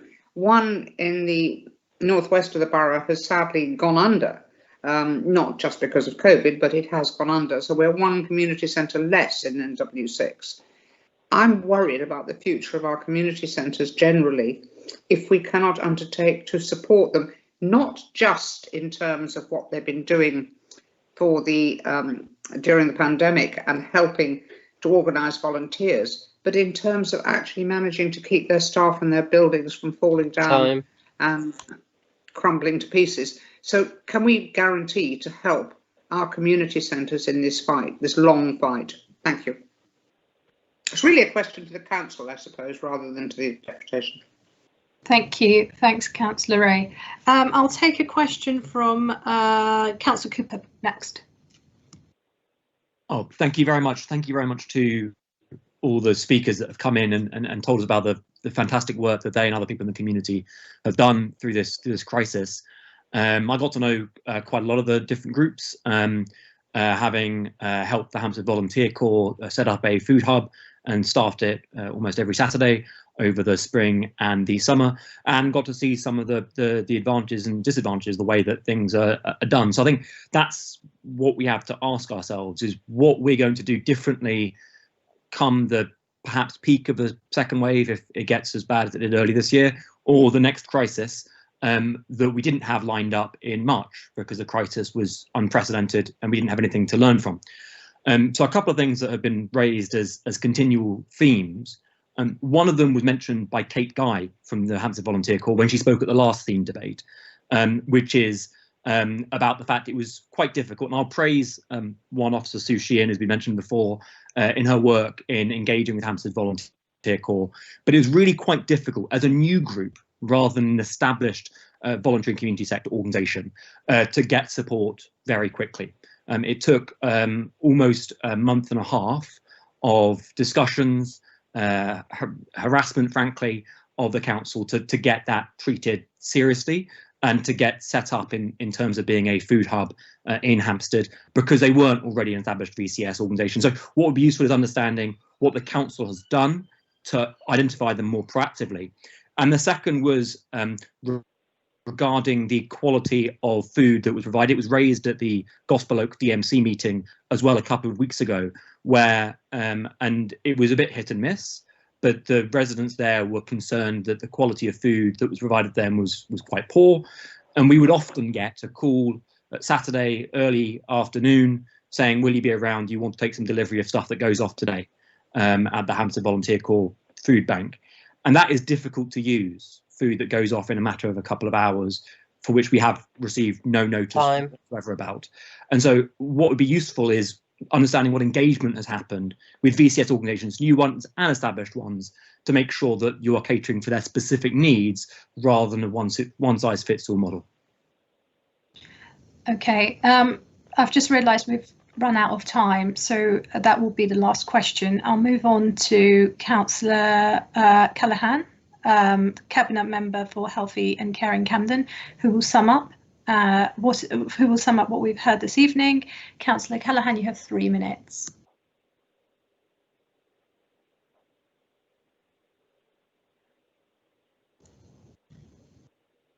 Councillor Callaghan, can you hear me? Sorry, I'm so sorry. I thought I'd unmuted. Angela, you talked about Marcus Rushford, who's our hero. 1 million extra children claiming free school meals. Universal credit, 8,000 more in Camden. We need a universal offer of free school meals. So the government need to listen to that. Anna, you said recurring good news story, the voluntary and community sector and mutual aid groups' efforts made us proud, and didn't they just? No stone was left unturned to reach out to those who need support. Camden Council couldn't have managed without this help, so we underline that. Rashida, you talked about the phenomenal increase in people needing help to feed themselves. 60 families at Edith Neville were provided with food over 18 weeks. 1,437 people were helped. 400 of these had lost their jobs. Okay, Keith, low-income families and food insecurity was the main issue. People also need to access affordable childcare so parents can continue to work. You provided 5 holiday hubs across the borough. 6,500 meals were served. 240 children benefited. Hubs were the only secure space during the lockdown. It alleviates boredom, and you know kids don't get into trouble. And these hubs work because they were community-led, and large number of in-work poverty households you helped as well. We need to rethink the eligibility criteria as more people need the hubs to continue, as more people need the hubs, and we need the hubs to continue. Foyser, you did a call to action when C19 hit in March. You delivered meals, prescriptions, delivered food parcels. Recipients were a mixed age group. It wasn't just older people. Ramadan, you had a free iftar for all programme. That's now morphed into a supper for all programme and delivered 17,900 hot meals over 4 months. Janet, you're involved in setting up West Hampstead Mutual Aid Group, provide volunteers as a group of 70, 15 to 20 each week, are supporting 95 families per week. Volunteers said that connections across the community was more than a donation, it was building a community. And you asked for help from the council for drivers sharing vehicles as they want to help more neighbours. Jacob, you talked, your community centre, JW3, usually engaged in leisure, but as soon as C19 hit, they looked at ways to help. There was a cooking programme which donated food to a council-run shelter. Sorry, I'm going to have to, I was just in the process of getting it all down. Sorry, I know Nikki, you spoke, and Kevin, you've spoken, but overall, I think that the amount of help we got, you know, Anna said it, Angela said it, the community and voluntary sector, where would we be without them? They're the spine of Camden. You know, we and the mutual aid groups that just formed overnight. I know in my own ward that Lazaro set up a WhatsApp mutual aid group, and the hundreds of people that were in that just wanting to help, do whatever they could do, you know, like an older people's home up here, Central and Cecil. They started donations for giving those people food. I'm sorry I couldn't get round to everybody, but we've taken all the notes down. And thank you for coming here tonight and presenting the full picture and story of about what food poverty does to people, does to families, and it mustn't go on. We must do as much as we can in Camden and just hope that the government out there listen, because you cannot have food poverty anywhere in this country. Thank you, Councillor Callaghan. This concludes the debate for this evening. Can I thank all the external speakers who made the effort to attend and for their valuable contributions to this very important debate. Thank you very much. We'll now move on to item 8 on the agenda, which is the statement by the leader. Councillor Gould, you have 3 minutes. Thank you, Madam Mayor. And just to echo what's been said, I think it is just so deeply heartwarming to hear from our amazing community heroes that have stepped up in so many ways. And it can feel really dark and difficult at the moment, but the work that you do is the thing that keeps us going and binds us together. And there were so many people here today, but there were, you know, so many others we could have invited and different suggestions. So that contribution is enormous, and it shouldn't need to happen. We shouldn't need to have that level of voluntary sector and community support to get people what should be a basic human right. But given the austerity we face, given the cuts we face, given the difficulties our community face, I'm so grateful for the community leadership we have in Camden. Is now exiting. And I'm thankful because the need is growing, and we're seeing today escalating cases in COVID cases in Camden and across London. And I know many residents will be feeling really scared tonight.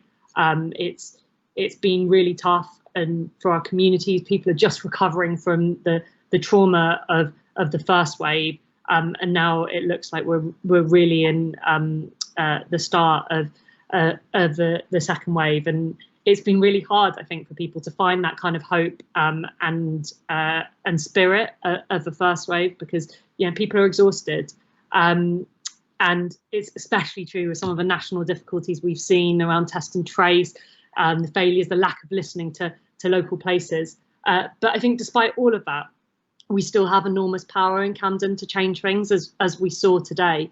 And we have managed by a huge community effort to contain the virus previously. And there are, the small things that we can all do, the washing of your hands, the wearing a face mask, the social distancing, make a huge difference when they come together. And we as a council are doing everything we can to prepare to support our communities, packages for those who need to self-isolate, and making sure that care and support is there, but also that we're playing that advocacy role, calling for a proper role in testing as local authorities, calling for support for our businesses that are desperately struggling, and funding for us as a council so we can continue that absolutely critical support around food poverty, digital poverty, and those other areas we talked about. But I think as we kind of look forward to the coming weeks and months, there will be a real need for us all to support each other to ensure that care and support for trauma sits within all of our services, and that we call on the compassion of our community, that we stand together, and we do what we can to support each other. And when we do get through this, that we take all of that community power and energy and take on the deep inequalities that we've seen through this crisis. Thank you, Councillor Gould. Councillor Cooper, do you wish to make a statement in response? If so, you have 3 minutes. I do. Thank you very much, Madam Mayor. Last month, I opened my remarks by noting my happiness that Councillor Mason had agreed to open up Camden's books and make available all information about Carlton School. I welcome this approach, which has helped save schools elsewhere, but which was new to Camden. I said the proof of the pudding would be in the eating, and I'm sadly afraid that when it came to the eating, it left a rather bitter taste, because instead of all the information being provided, just the pupil enrolment figures were. Nowhere near enough information to put together a new plan for a school. There's no reason, none whatsoever, for Camden not to publish all information, which could make all the difference between that school surviving and not. But under Labour, Camden Council has a culture of secrecy, and we see this on issue after issue. When it comes to traffic and transport changes, as was discussed at length earlier, Camden pretended it had not consulted residents because it had been told not to by the government, as Councillor Porritt said, but that's the exact opposite of what the Minister actually wrote to me last week in response to a question that I posed. In that letter, Baroness Veer, quote, wrote to me that the government, quote, did not make any changes to the existing consultation or notification requirements that apply to the making of traffic orders. Quote, ongoing consultation and monitoring needs to take place during the first 6 months. And I'm sure the government has told Camden's administration the same. So Camden had to consult and hasn't, and has to consult continually after the changes are brought in and hasn't done that either. And yet in that time, the petitioners said earlier, almost every single business has found the time to sign a petition against the proposals for Haverstock Hill. Camden Conservatives found the time to survey now over 1,000 residents. The Lib Dems have found the time to launch a copycat survey. And the vast majority of businesses and residents have opposed it. So nobody can claim it's for lack of time. On another issue, Camden is only now holding the first meeting in 9 months to look at the refurbishment of the town hall. In that time, costs have soared by another £10 million this month, and with construction costs now £30 million more than had been expected. There's been no discussion allowed of it, no paper presented, no update to councillors, no scrutiny committee hearings. Even the meeting finally taking place on Wednesday is closed to the public and the press, as if it would be of no interest to the public that Camden's burned through another £10 million of taxpayers' money in the last month on that project alone. But it is of public interest for those discussions to take place in the open, not in smoke-filled rooms, in a clique, selected personally, I should say, by the leader, not even elected by our own councillors, with a payroll to maintain that culture of secrecy, maintained by creating deputy cabinet members and increased payroll for councillors by giving themselves inflation-busting pay rises. School closes without transparency, traffic changes without consultation, tens of millions of pounds of taxpayers' money lost without discussion, and frankly, less and less scrutiny of what the council does. We're all learning really quickly on the job, and so are council officers as well as members, and we should be proud of what Lorraine Weaver. But Camden must now joining. Camden must do things for and with its residents, not just things to its residents. That requires a new leaf being turned over, and I hope, like last month, I can praise that new leaf being turned over once again.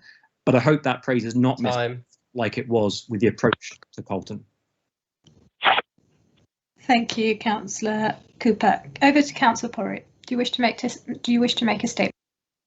Yes, please. Thank you, Madam Mayor. And can I start by echoing the leader's concerns for Camden's community at this worrying time and the need to follow the official advice with the infection rate rising across London. I'd also like to highlight the worrying situation for the economy. Yesterday, we finally heard the Secretary of State for MHCLG acknowledge that we are in a deep recession. And we heard during the food poverty debate the impact that this has had on so many families and individuals across the borough, with many losing their jobs and going on to universal credit. The stark figures from Rashida at Urban Community Projects really stood out, I thought. She told us of the more than 1,400 people that they've supported since their emergency food bank started. And of those, more than 400 have lost their jobs. I think what this really highlights is that government support has been inadequate during this crisis, both from a public health perspective and for the economy. The Kickstarter scheme for young people has seen very little take up across London.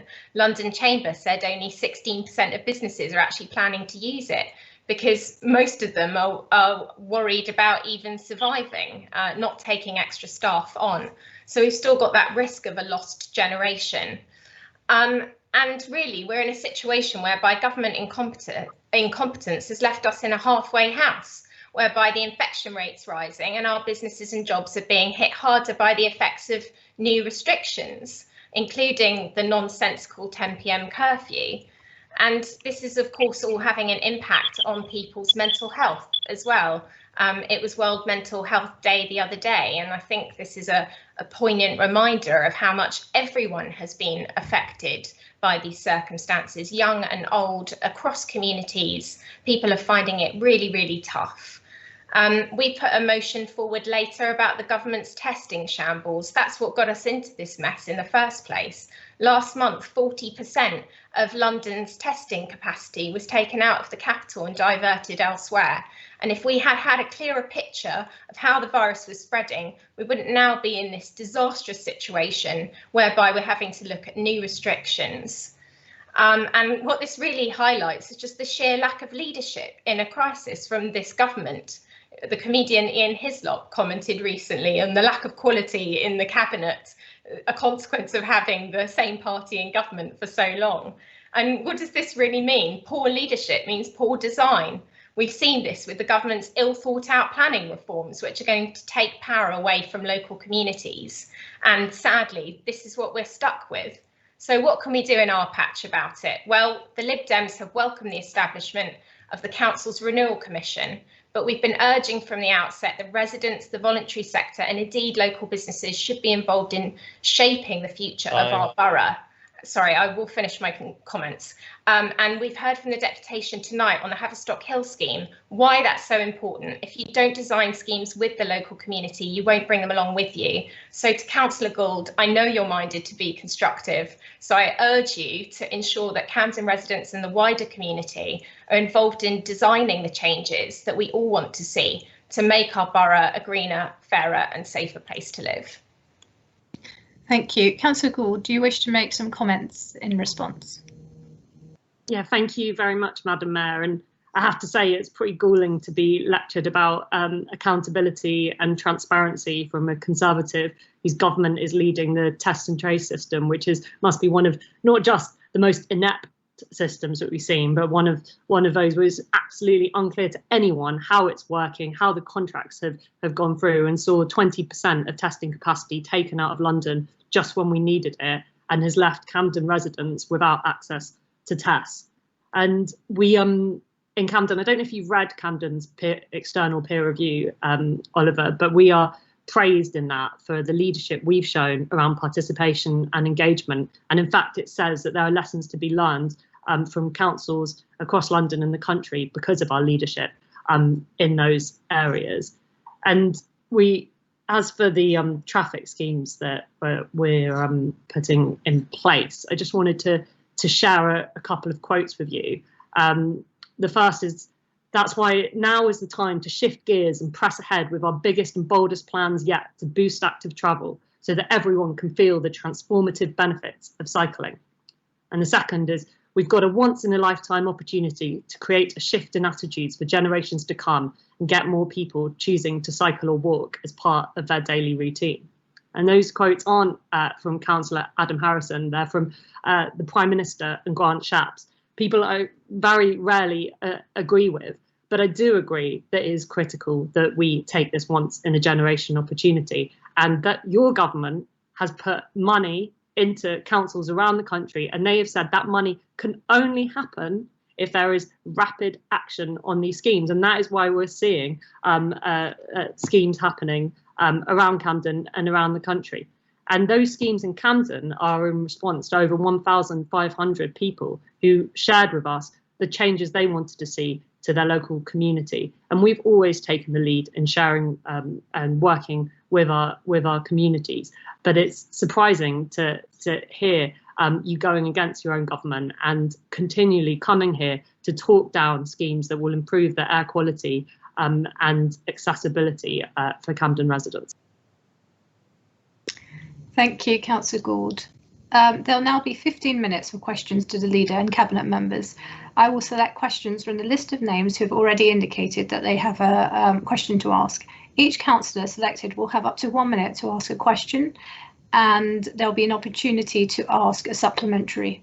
The Leader or Cabinet member will have 2 minutes to reply to each question. Members are reminded that their question must be on the topic that they've indicated that it will be on.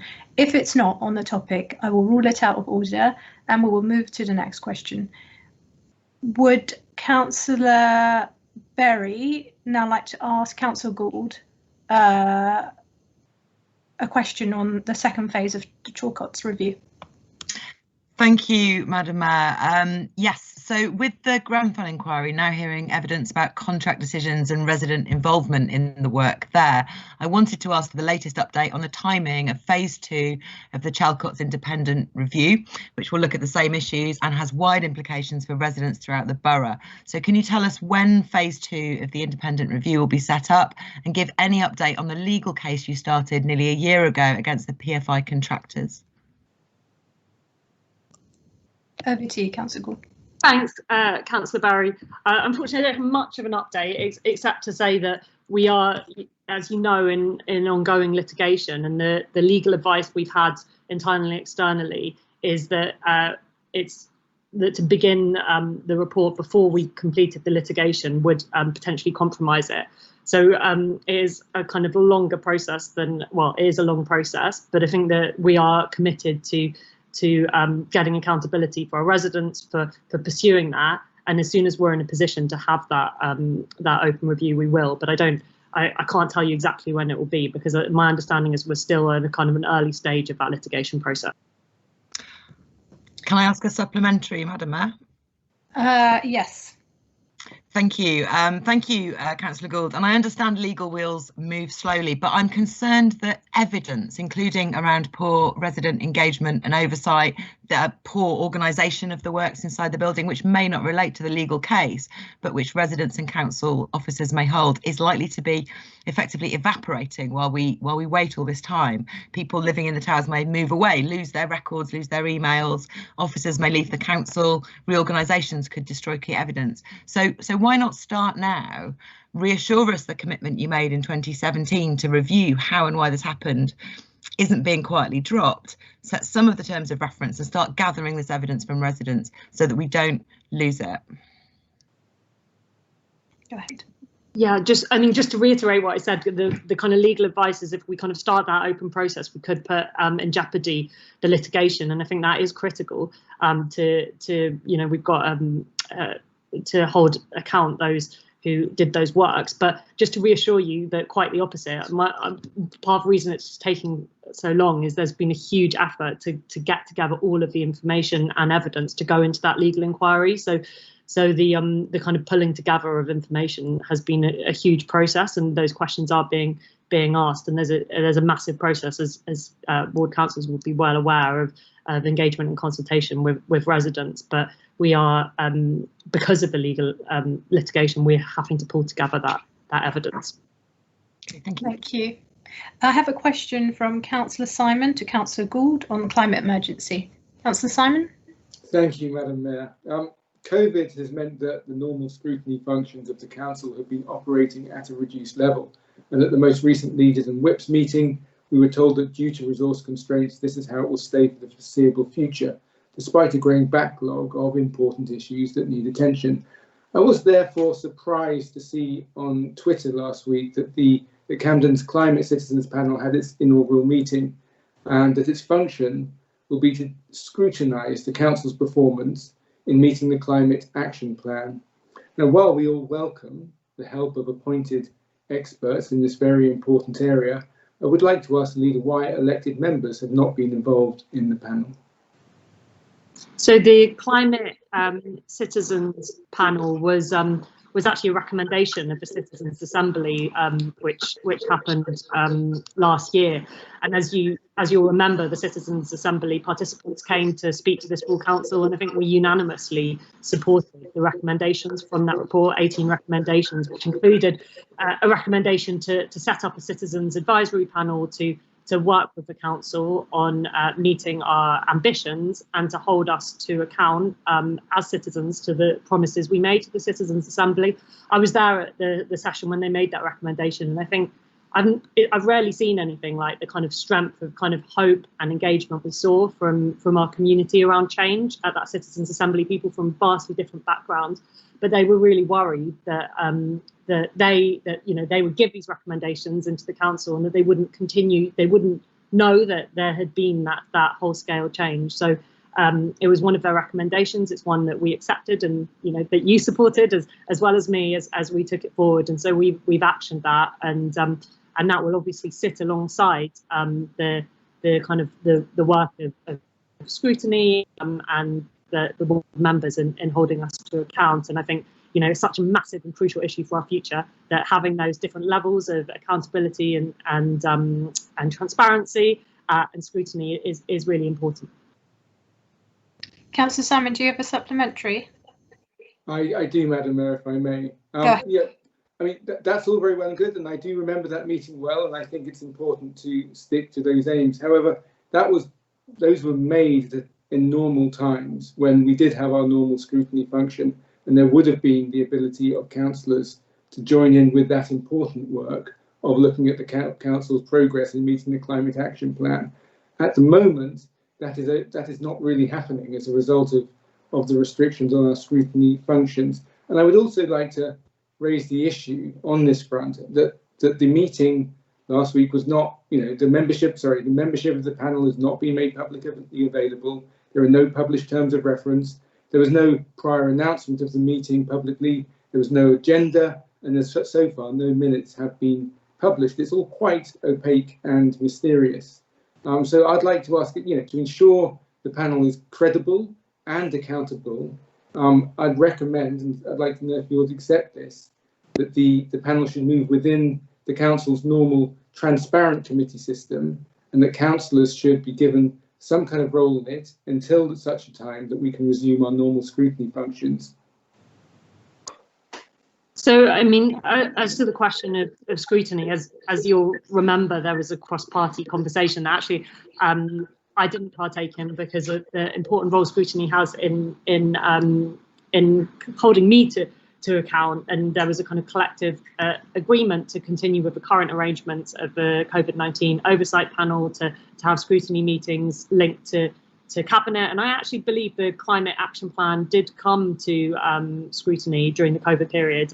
Somebody will correct me if I'm wrong, but I do remember that that happening, and that there was a special culture and environment meeting, so that there was the ability to scrutinise that plan. So there has been that scrutiny function, and when people hold a committee meeting, they can add other items. And indeed, the COVID-19 committee can also look at climate crisis. So it's not that members can't continue, obviously, to scrutinise us. And the climate emergency is an emergency, and I think that we have to continue that work alongside COVID-19 and ensure that we do have a just transition and a sustainable future. And as to the kind of minutes and the kind of operation of that meeting, I'm sure that the citizens panelists will want that to be publicly shared. I don't know what happened at that first meeting, but presuming it's a kind of introductory meeting, but I'm sure that we want that to be very high profile, and to link into the important role of members in terms of scrutinising. Thank you. I'll now take a question from Councillor Mulholland to Councillor Beales on working from home.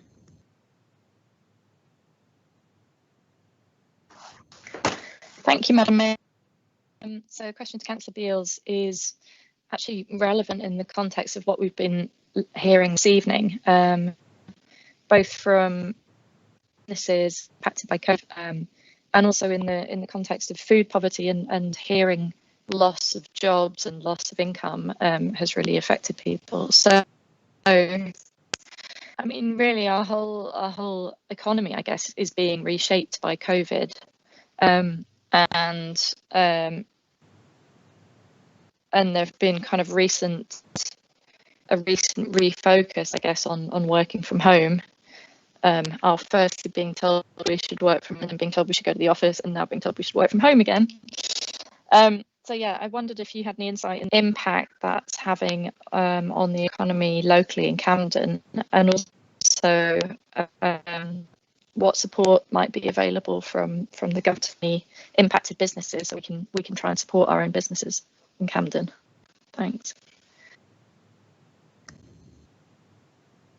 Great, thank you very much for the question, a very important one, and one that I think lots of our businesses and communities are debating and grappling with and considering. I think businesses have faced a very difficult time in the last 6 months since March, and many I spoke to were sort of hopefully looking forward to September and October as potentially months where we would slowly move back to normality, where hopefully the virus would be under control, and particularly central London would start to see increasing activity levels again.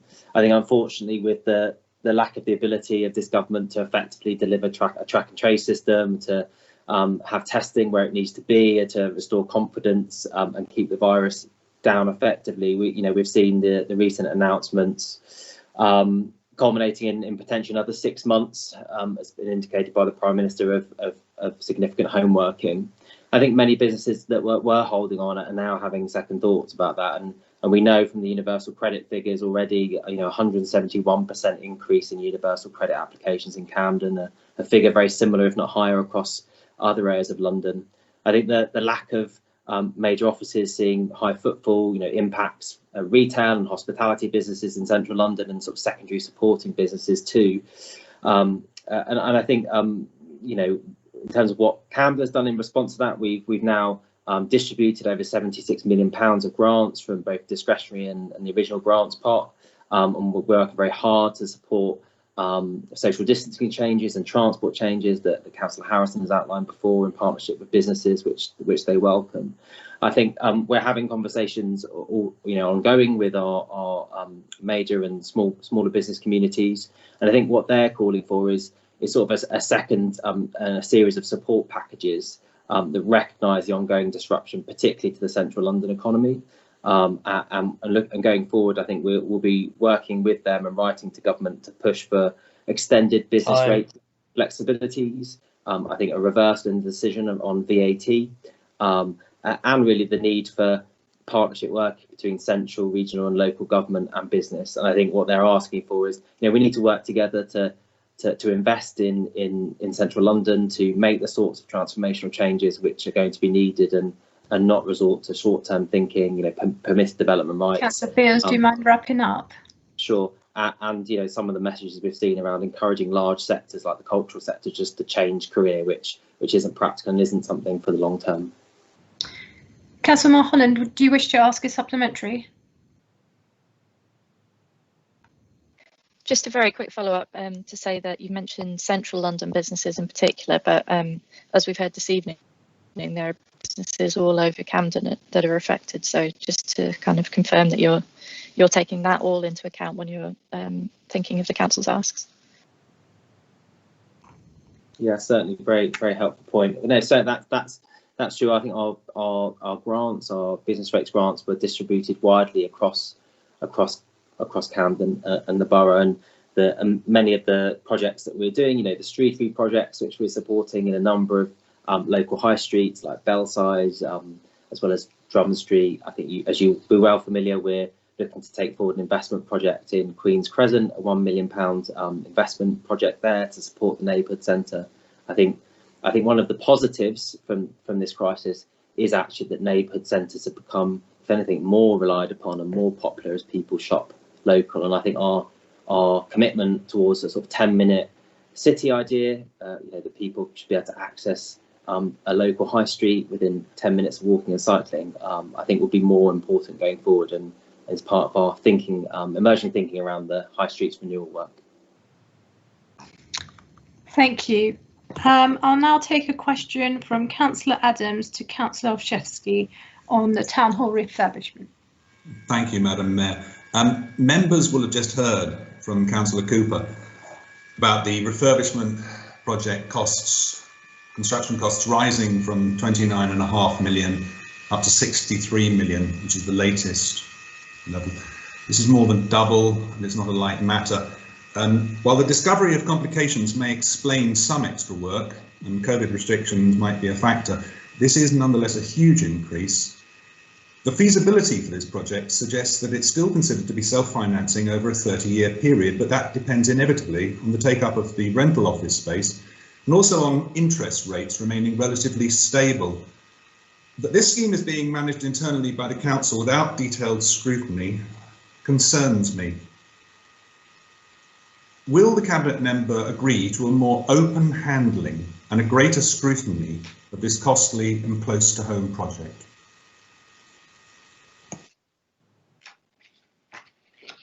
Madam Mayor, we have been open on this. There have been numerous Cabinet reports on the Town Hall project. One of the early ones in February 2016, which gave an early estimate of the costs at 29 million, said quite clearly, there still, however, needs to be a full appraisal of fees, programme delivery costs, decant costs, public realm and capital financing to be set against this initial position, etc. However, it is anticipated that it will be cost neutral. It's been to Cabinet several times before, and we've had lots of discussion. We do have a member steering group, and it may have escaped Councillor Adams and Councillor Cooper's notice, but we have had a COVID pandemic, which has forced us to reduce the number of council meetings. It's also caused us to practically halt work on the Town Hall project, which meant there was actually very little to report anyway. So this week's meeting will be timely. And we shouldn't lose sight of the fact that the project is going to deliver workspace that will support job creation in Camden, with 20% of it at half market rents. There'll be the Camden Centre refurbished, including dozens of days free community use. There'll be a refurbished public space for council meetings and the registrar service. It will achieve an excellent BREEAM rating with gas heating removed, CO2 emissions down by 60%. Building running costs will be halved. And during construction, there'll be 22 apprenticeships and 6 work placements for Camden residents on a first-come, first-served basis, all still at no cost to residents, none of which gets actually discussed by the Conservatives. So, unfortunately, Councillor Adams is at risk of being like Oscar Wilde's cynic, knowing the price, wanting to know the price of everything, but the value of nothing.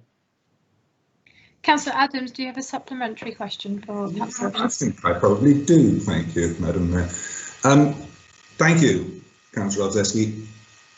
I am only concerned that this decision making is being carried out without external scrutiny, without sufficient detail for Cabinet to be able to even consider why prices are rising. What I don't want is, at some stage during the 30-year period, somebody to ask the question, what went wrong? And the response to be that nobody who made the decision in the first place is left in the council and we don't know what happened. Do you not share that concern? I think it's important that all council decision making is done rigorously, especially with regard to its finances. We have used external consultants to look at costs and so on, with Arcadis and Lambert Smith Hampton have been involved in the process looking at it, and have given us reassurance that things are being managed tightly.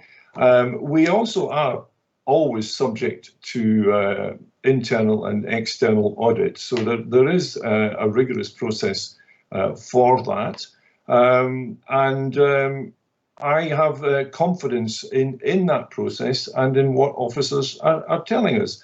We don't have much time this evening, but we do have the members' steering group coming up. We're happy to discuss that further, and hopefully we can also discuss some of the benefits that I've also laid out in the scheme.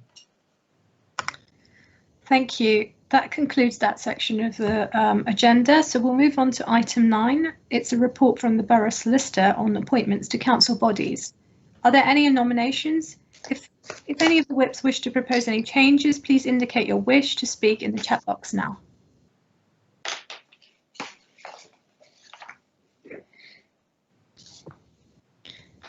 There doesn't seem to be any, so can I ask members to agree to nominations made this evening? If any. Agreed. Agreed. Noted. Agreed. Agreed. Agreed. Agreed. Agreed. Thank you. Item 10A is the Treasury Management Annual Report and Mid-Year Strategy, which will be introduced by the Cabinet Member for Finance and Transformation. Councillor Olszewski, you have 3 minutes to introduce the report. Thank you, Madam Mayor. This is quite a familiar report that comes to Council in line with our statutory responsibilities. There is nothing major by way of departure from our usual approach on this. Our borrowing strategy remains based on 3 factors: the continuing need to borrow to finance our capital expenditure, the availability of our reserves, and the difference in rates on investment and new debt, the so-called cost of carry. And because that difference is so great, we actually borrow internally from our own resources in order to partly finance our need for capital expenditure. Our external debt remained at March at 329 million, and the so-called our overall need to borrow was at 581, giving us a so-called under borrowing, where we borrow from ourselves, of £252 million. The report also outlines, again, no change in our approach to investment, which remains cautious, where the primary drivers of it are security of our finances, the liquidity of them, that we can access them very quickly, and it's only a third order concern that we seek returns, which we know to be relatively minimal.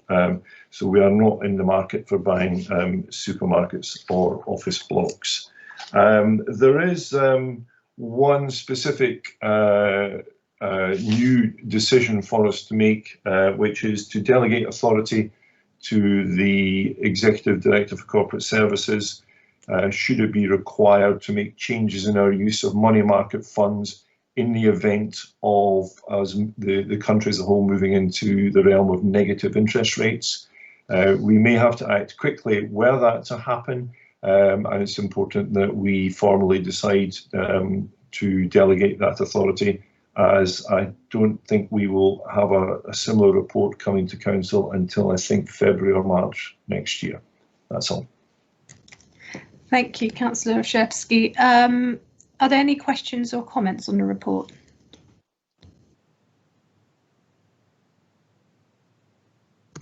Councillor Cooper, go ahead. Thank you. Just very briefly, I want to praise this report and the continuation of the strategy. I say this every 6 months when it comes before full council, but I think it's worth stressing every single time a risk-averse approach that enables us to have access to cash quickly, and security of that money is absolutely essential to making sure that we can run this council, its corporate functions and the core services properly, and therefore I praise this report and Conservative councillors will support it. Thank you. Sorry, are there any other questions or comments on the report? Okay, Councillor Olszewski, would you like to sum up? Just to say that I'm glad to get that Conservative councillors are reassured about the council's sound handling of its finances. Thank you. Can I now ask members to agree the recommendation set out in the reference at page 53 of the agenda? Agreed. Agreed. Agreed. Agreed. Agreed. Thank you very much. Item 10B is a report on the remedies policy and procedure and related constitutional changes, which will be introduced by the chair of the Audit and Corporate Governance Committee. Councillor Kadir, you have 3 minutes to introduce this report. Thank you, Madam Mayor. As the Council is aware, it is best practice to be continually reviewing our governance procedures and the Constitution to ensure that they are up to date, accurate and fit for purpose.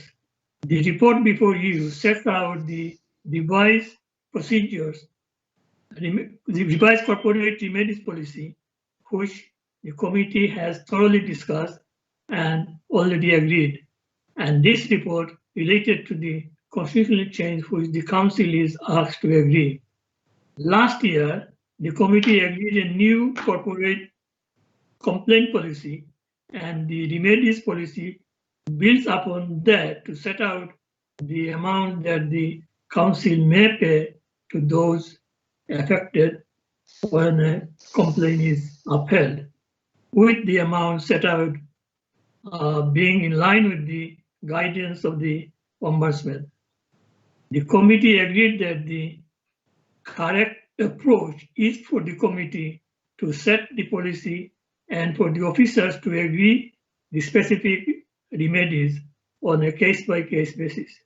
This, however, requires a change to the Constitution, out-of-date terms of reference of the Constitution as set out in the report, and I recommend it to the Council for agreement. Thank you. Thank you, Councillor Kadir. Any questions or comments on the report?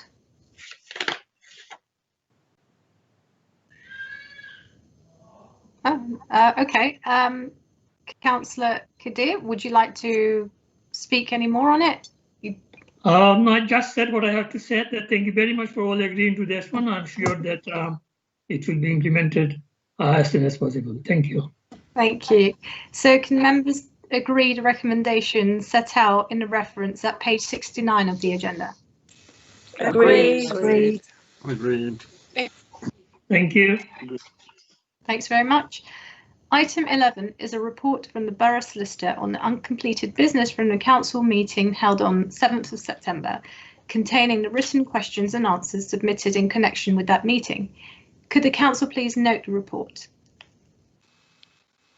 Noted. Great. Noted. Okay, thank you. Moving on to item 12, which is motions. There are 3 motions for debate this evening, which are set out on pages 101 to 104 of the main agenda. There are also amendments to motions 2 and 3, which are set out on the supplementary agenda. Would Councillor Beales like to propose the motion? You have 3 minutes. You have 2 minutes to address the Council. Thank you, Madam Mayor. Planning. It's certainly not a perfect system, and it's often the cause of many frustrations and many frustrated emails that we receive. Whether it's the viability process, which undermines the delivery of affordable housing, the frustrations of planning enforcement and not being able to hold developers to account as much as we would like, the way that land is valued or permissions are often banked and sat on and not built out at speed. Unfortunately, the government's white paper reforms do absolutely nothing to affect all of these fundamental challenges. What they do, however, is rip up local democracy in the planning system. They weaken the role of communities and councils to have a say about policy to control development. They mean less democracy and less voice, front-loading engagement to very slimline plans with very little say on many applications later on. There's no mention of health and well-being in any of the proposals the governments are bringing forward. They end Section 106 agreements, not just things which are agreed between the council and developer, but vital routes to deliver local jobs, car-free policies, carbon offset payments, community access to developments, a whole range of local benefits for schemes. Permission in principle means that growth areas, as they're called, could become Wild West style development and Manhattan style growth with very little control of local communities over what comes forward. This is no surprise that there's been almost unanimous objections to the government's proposals, whether it's RIBA, the Royal Institute of Architects, Shelter, the Town and County Planning Association, Inside Housing or academics, or even Conservative councils and the former Prime Minister Theresa May this week, who spoke out against the proposals. One has to ask why, in light of this significant cross-party, cross-national opposition, has Robert Jenrick and the local Camden Conservatives so far stayed silent about these proposals. We must speak up, we must speak out, and we should pass this motion tonight, which says Camden is against these proposals and the government must think again. Thank you, Councillor Beales. Is the motion seconded? Yes. Councillor Ray? Yeah, thank you. This is a very sad moment for me. I've spent 30 years on planning committees. I became a councillor largely because of planning issues. I've seen many regulations come and go. I've worked with many talented and dedicated officers and councillors in the aim of improving Camden. And we've tried to resist greedy, selfish developers. We've modified inappropriate developments and tried to preserve our environs and our heritage. In the days when we were able, we built truly wonderful buildings, some of which were of a standard which won awards. And latterly, we insisted on tough environmental standards. We've protected small businesses to ensure local employment. We've insisted on high levels of accessibility and enhanced our urban spaces. We've done our best for our residents and taken on the knowledge and the advice of them. We've fought our decisions on appeal and had a good record, only occasionally losing out to decisions taken above our head. I'm proud to have been part of that planning process for 30 years. And now, just simply on the spur of a moment, back of an envelope decision created by the disruptive agenda of Dominic Cummings, the dubious talents of the Secretary of State, and the desire to reward the greedy friends of Boris Johnson. Now, are we to lose all that work, all that care for our environment and our borough? Total lack of resident participation, all local determination. We're now faced with a one-size-fits-all tick-box exercise for developed urban areas like Camden, which severely are restricted. We're insisting on the provision of new housing, and we cannot even insist on the right quantity of affordable housing. All new building needs, apparently, is to be beautiful. Well, how can we be beautiful when we can't even create the infrastructure around it? I commend Camden's response to the DCLG, but we need to publicise this and warn our residents of what is coming ahead of us. We need to make sure that our MPs will object to this in Parliament, and we have to kill off this dangerous piffle from Boris Piffle Johnson. I second the motion. Thank you, Councillor Ray. Councillor Berry, I understand you're also seconding the motion. Do you wish to speak on it now, or do you want to defer your speech till later? I would like to speak now, if that's okay. Go ahead. Thank you very much. Can I just check how long I have? 2 minutes. Two minutes. Okay, thank you. So thank you to the other parties for asking me to second this motion. As many of you know, I take a very strong interest in planning policy and in housing. And I've seen that a lot that's bad over the years, but even I was shocked, along with, I think, most people in local government across the country, when I opened up the proposals produced by the so-called Ministry of Housing, Communities and Local Government in August, for a department that invented the Localism Act and neighbourhood planning to come up with this is, as Reba have said, and the motion quotes, shameful. Aside from the improvements in regularising the data structure of planning applications, there's more or less nothing good in the 84 pages of the paper.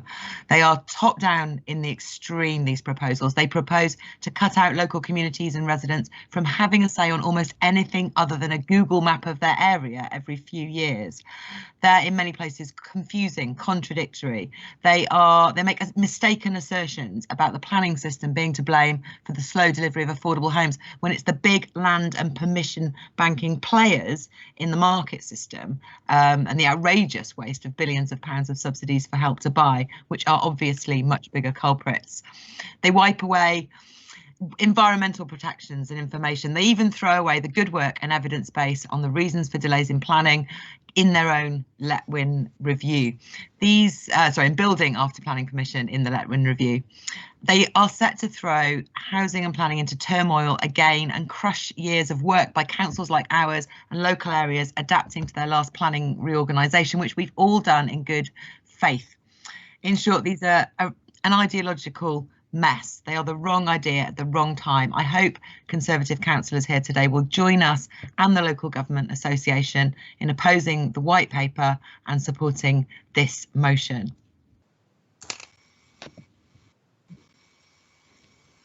Thank you, Councillor Berry. I'll now open this up for debate. I have an indication to speak from Councillor Parkinson and Councillor Pietranoli. Councillor Parkinson, go ahead. Thank you, Madam Mayor. We'll be abstaining on this motion. This isn't a mini House of Commons, and we shouldn't be debating national issues outside of Camden's control. But we should be focusing instead on local issues that we can actually change, which is why we brought a constructive motion tonight that would do that. And given the normal operation of scrutiny committees has been suspended, it's vitally important that we use the time in these meetings effectively rather than posturing and making party political points. However, if we are going to debate national issues, it's important that we do so in a balanced way that avoids scaremongering. We've heard a lot of that already. After all, if the council is going to be successful in lobbying on these changes, it needs to properly understand what they propose. And unfortunately, the motion doesn't do this. Had we been invited to be involved in the motion, some of these factual inaccuracies could have been corrected, and I'll just focus on 3 or 4. For a start, growth areas are just one of 3 new areas proposed in the consultation. In protected areas, which includes conservation areas, which cover well over half of Camden, development is to be restricted, and planning applications will come forward exactly the same way and assessed against the same test as now. Second, even with growth areas, the motion fails to recognise that those are only for areas where substantial development is appropriate. It's Camden that gets to decide where the growth areas are and what is permitted in those areas. Even then, the detail of the applications, including all the things that are normally controversial at planning committee, design, including height, so there's no risk of Manhattan development, highways, trees, bike racks, they must still be applied for in the normal way. And third, there's no basis whatsoever to say that the new infrastructure levy will result in a significant reduction in infrastructure funding. The white paper is quite clear that the purpose is to increase infrastructure revenue, especially in high value areas like Camden. Infrastructure for funding like school places will still come forward, paid for by the developer. In fact, one advantage of the infrastructure levy is that it will remove arguments about viability and require permitted development to provide affordable housing, and therefore increase the amount of on-site affordable housing being built. And on that, I saw Councillor Beale's written reply to Councillor Beattie, complaining that affordable housing can't currently be provided for under permitted development. The white paper, which he simultaneously wants us to lobby against apparently in its entirety, would change that. So we don't agree with everything in the white paper, and it can be improved, as is the case with all consultation documents.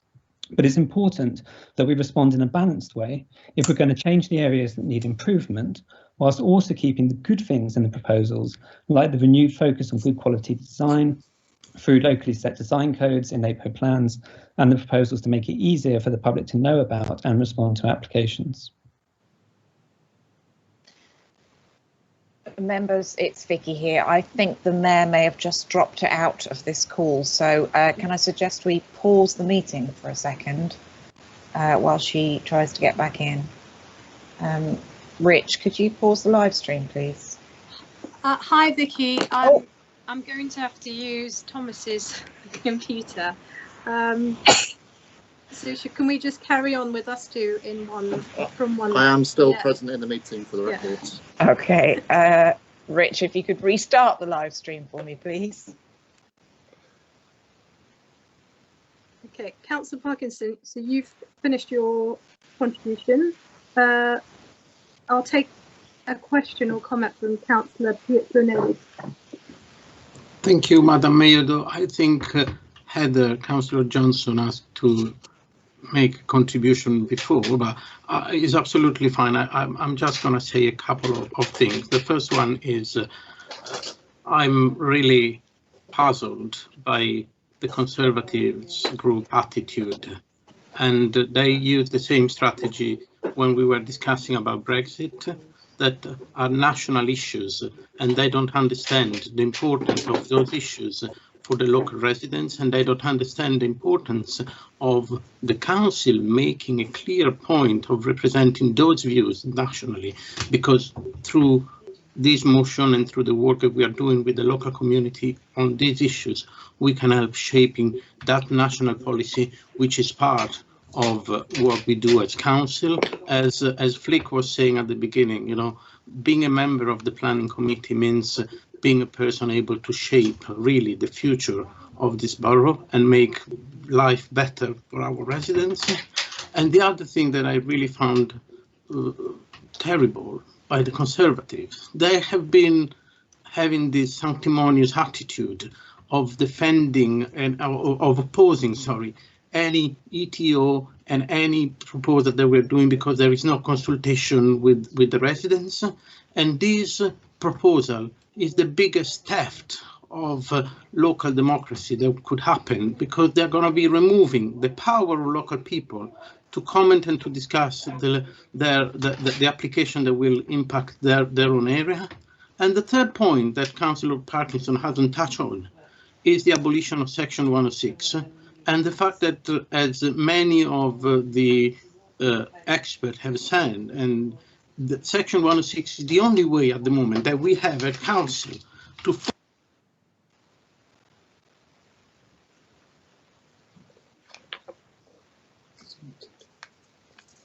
Councillor Pietronelli, you've muted yourself. Can you unmute? Sorry. Hope I muted myself just at the end of the speech and not at the beginning. Like 20 seconds. Okay, I'll finish on Section 106, and I say, you know, Section 106 is the only way that we have to force developers to build social housing. And if there is not this provision, I would like to understand what is the alternative provision, because there is nothing in this proposal by the Conservative government, and there is no investment in social housing. So I really think these changes in the planning rule are detrimental for Camden, and we should oppose them, and we should make our voice heard at national level.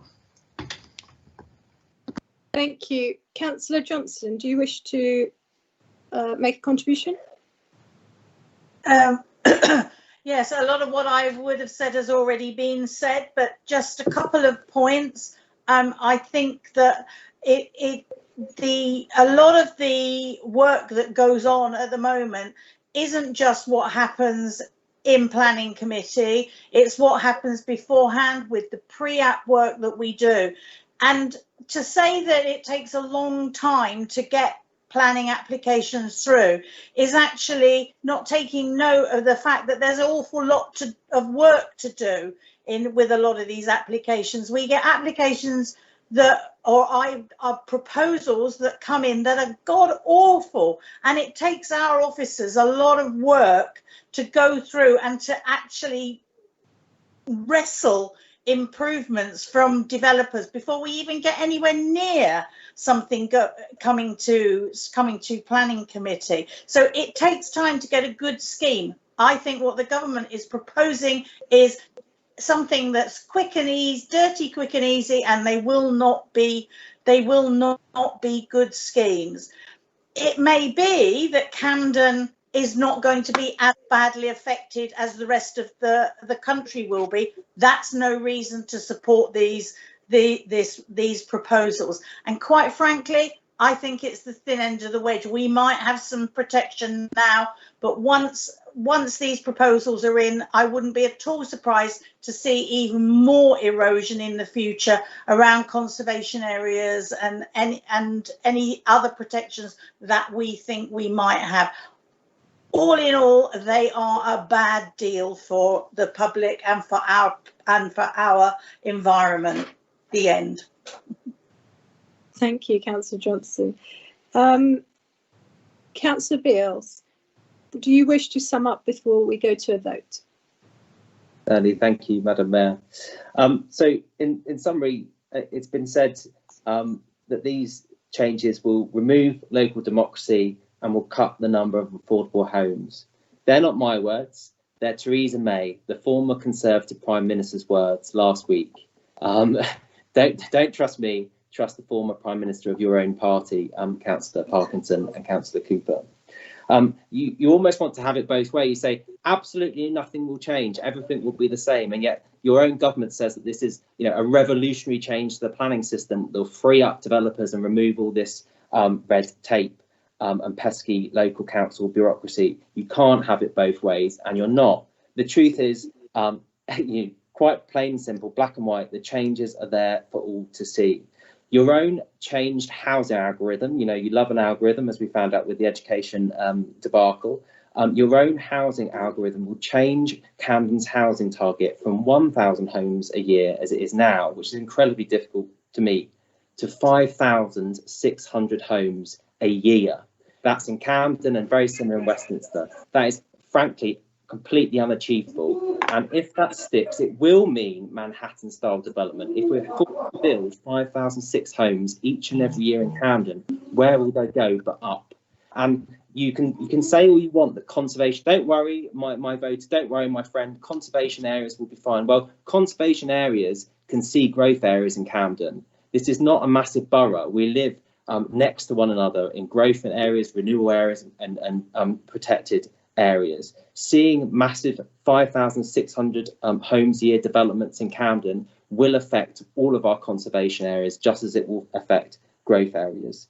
The priority is quite clearly not affordable housing from this government, and that can be frankly seen with your decision, your government's decision, even before the white paper, to remove the requirement of smaller sites below 50 to provide any affordable housing at all.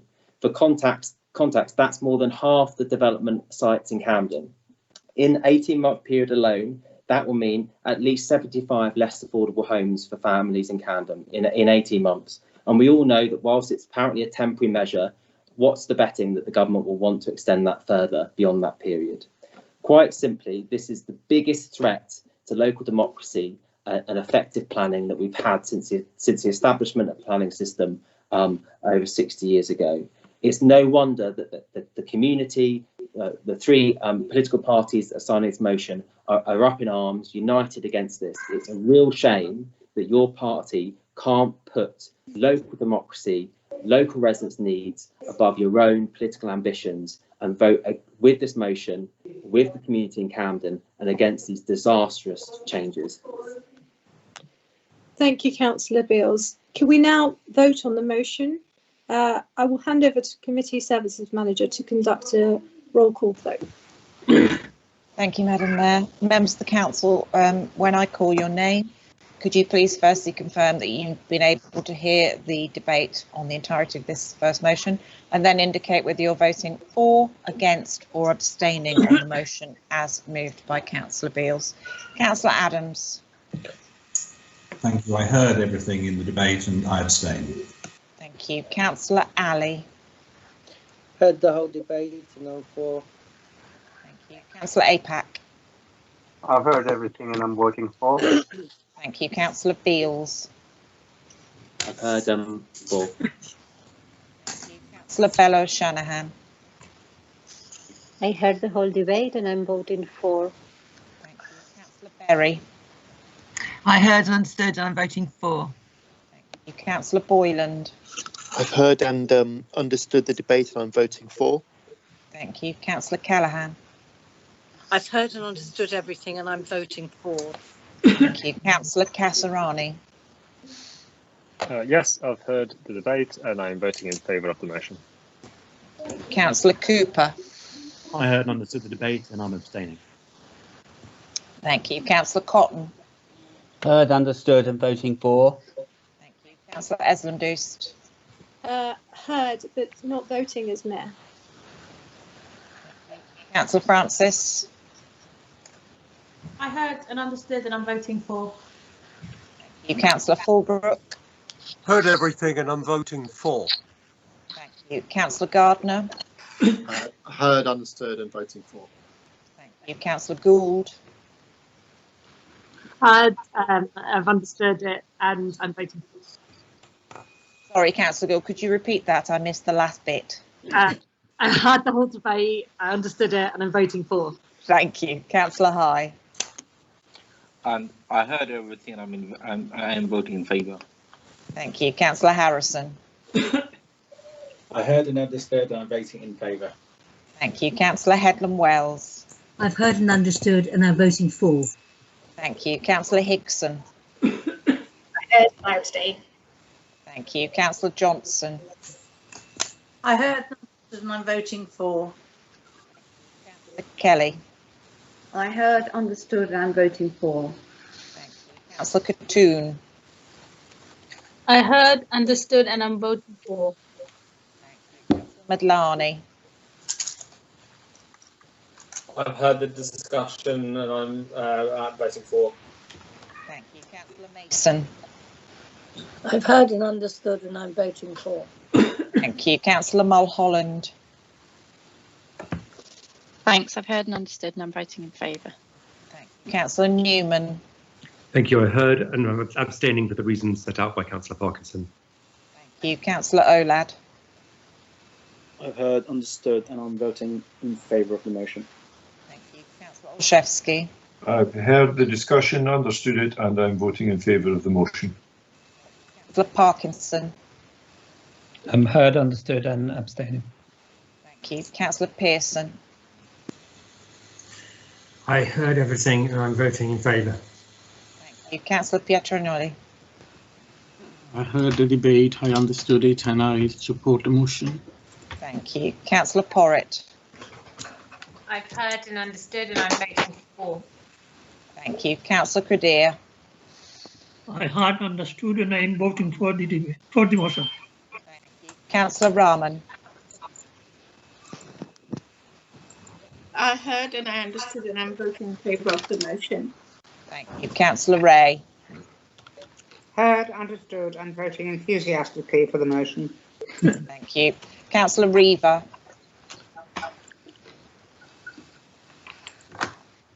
Councillor Reaver, are you with us? No. Okay. Councillor Robertson. I've heard and understood and I'm voting in favour. Thank you. Councillor Robinson. Councillor Robinson, are you there? No. Okay. Councillor Russell. Yes, I've heard, understood, and I'm voting for. Thank you. Councillor Shah. I've heard, understood, and I'm voting for. Thank you. Councillor Simon. Heard, understood, voting in favour. Thank you. Councillor Simpson.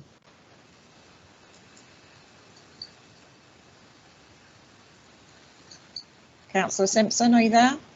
Heard, understood, and voting in favour. Thank you. Councillor Singh.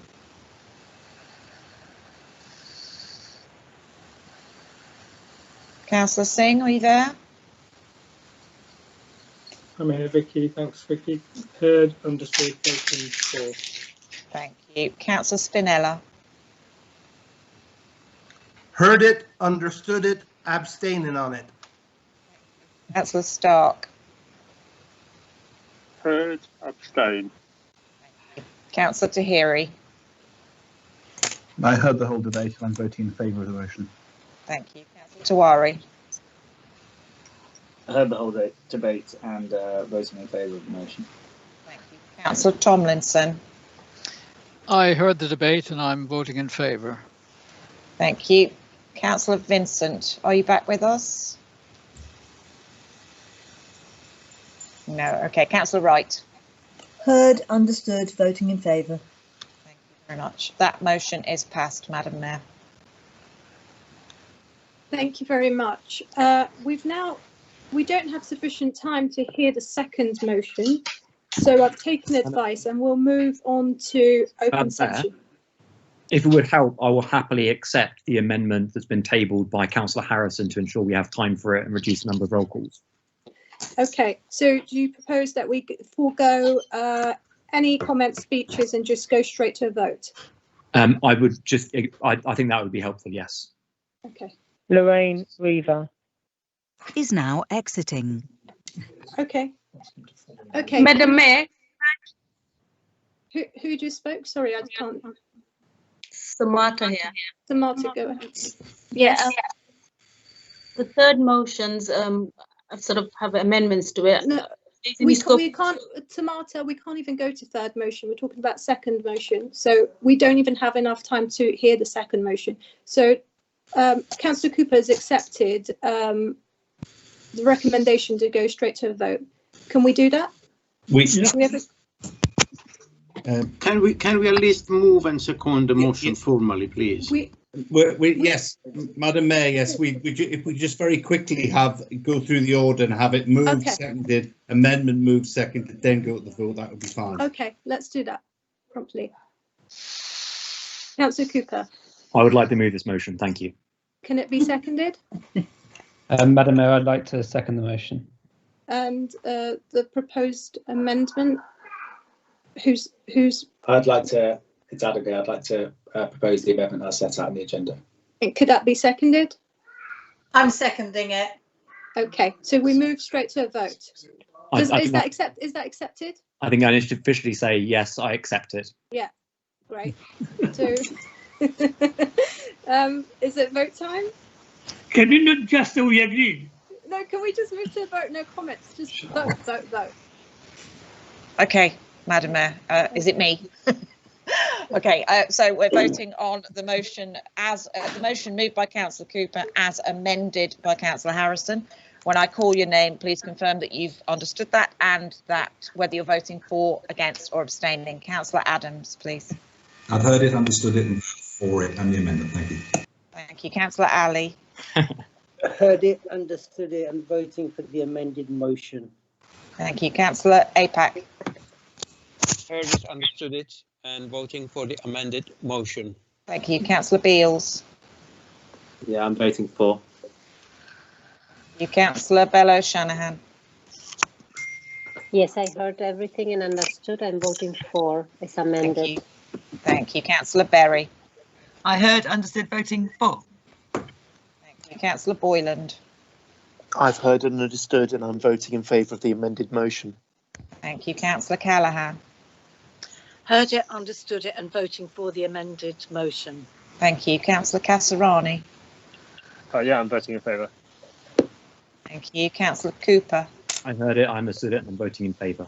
Thank you. Councillor Cotton. Heard, understood, voting for the amended motion.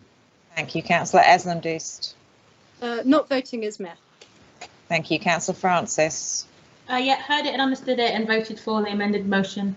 Thank you. Councillor Fulbrook. Heard, understood, voting for. Thank you. Councillor Gardner. Heard, understood, and voting for the motion as amended. Thank you. Councillor Gould. I've heard, I've understood, and I'm voting for the amended motion. Thank you. Councillor High. I heard and understood, and I'm voting in favour of the amended motion. Thank you. Councillor Harrison. Heard, understood, in favour of the amended motion. Thank you. Councillor Headlam-Wells. Heard, understood, and voting in favour of the amended motion. Thank you. Councillor Higson. Heard, understood, and voting for. Thank you. Councillor Johnson. Heard, understood, and we're voting in favour. Thank you. Councillor Kelly. Heard, understood, and voting for the amended motion. Thank you. Councillor Katoon. Thanks. I heard, understood, and I'm voting in favour of the amendment motion. Thank you. Councillor Madlani. I've heard the debate and I'm voting in favour of the amended motion. Thank you. Thank you. Councillor Mason. Heard, understood, and voting in favour of the amended motion. Thank you. Councillor Mulholland. I've heard and I'm voting in Is favour. now joining. Thank you. Councillor Newman. Thank you. I've heard. I'm voting in favour. Thank you. Councillor Olad. I've heard, understood, and I'm voting in favour of the amended motion. Councillor Olszewski. I heard and understood, and I'm voting in favour of the amended motion. Thank you. Councillor Parkinson. Heard, understood, and voting in favour. Thank you. Councillor Pearson. Heard, understood, and in favour. Thank you. Councillor Pietronioli. Heard, understood, and voting in favour. Thank you. Councillor Porritt. I've heard, understood, and I'm voting in favour of the amended motion. Thank you. Councillor Kadir. I heard, understood, and voting for the amended motion. Thank you. Councillor Rahman. I've heard and I understood and voting in favour. Thank you. Councillor Ray. Heard and understood and voted in favour of the motion as amended. Thank you. Councillor Reaver. I heard and understood and voting in favour. Thank you. Councillor Robertson. Heard and understood and voting in favour. Thank you. Councillor Robinson. I've heard, understood and voting in favour. Councillor Russell. Yep, I've heard, understood, and I'm voting in favour. Thank you. Councillor Shah. I've heard and understood and I'm voting in favour. Thank you. Councillor Simon. I've heard, understood, and I'm voting in favour. Thank you. Councillor Simpson.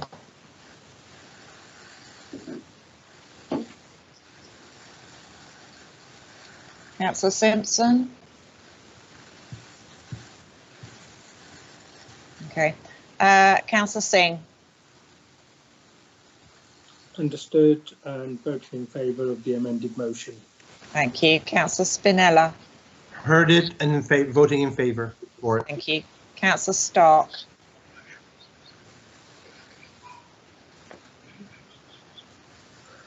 Okay. Councillor Tahiri. I've heard and understood and I'm voting in favour of the amended motion. Thank you. Councillor Tawari. Heard and understood and voting in favour of the amended motion. Thank you. Councillor Tomlinson. I've heard and I'm voting in favour of the amended motion. Thank you. And Councillor Wright. Heard, understood, voting in favour of the amended motion.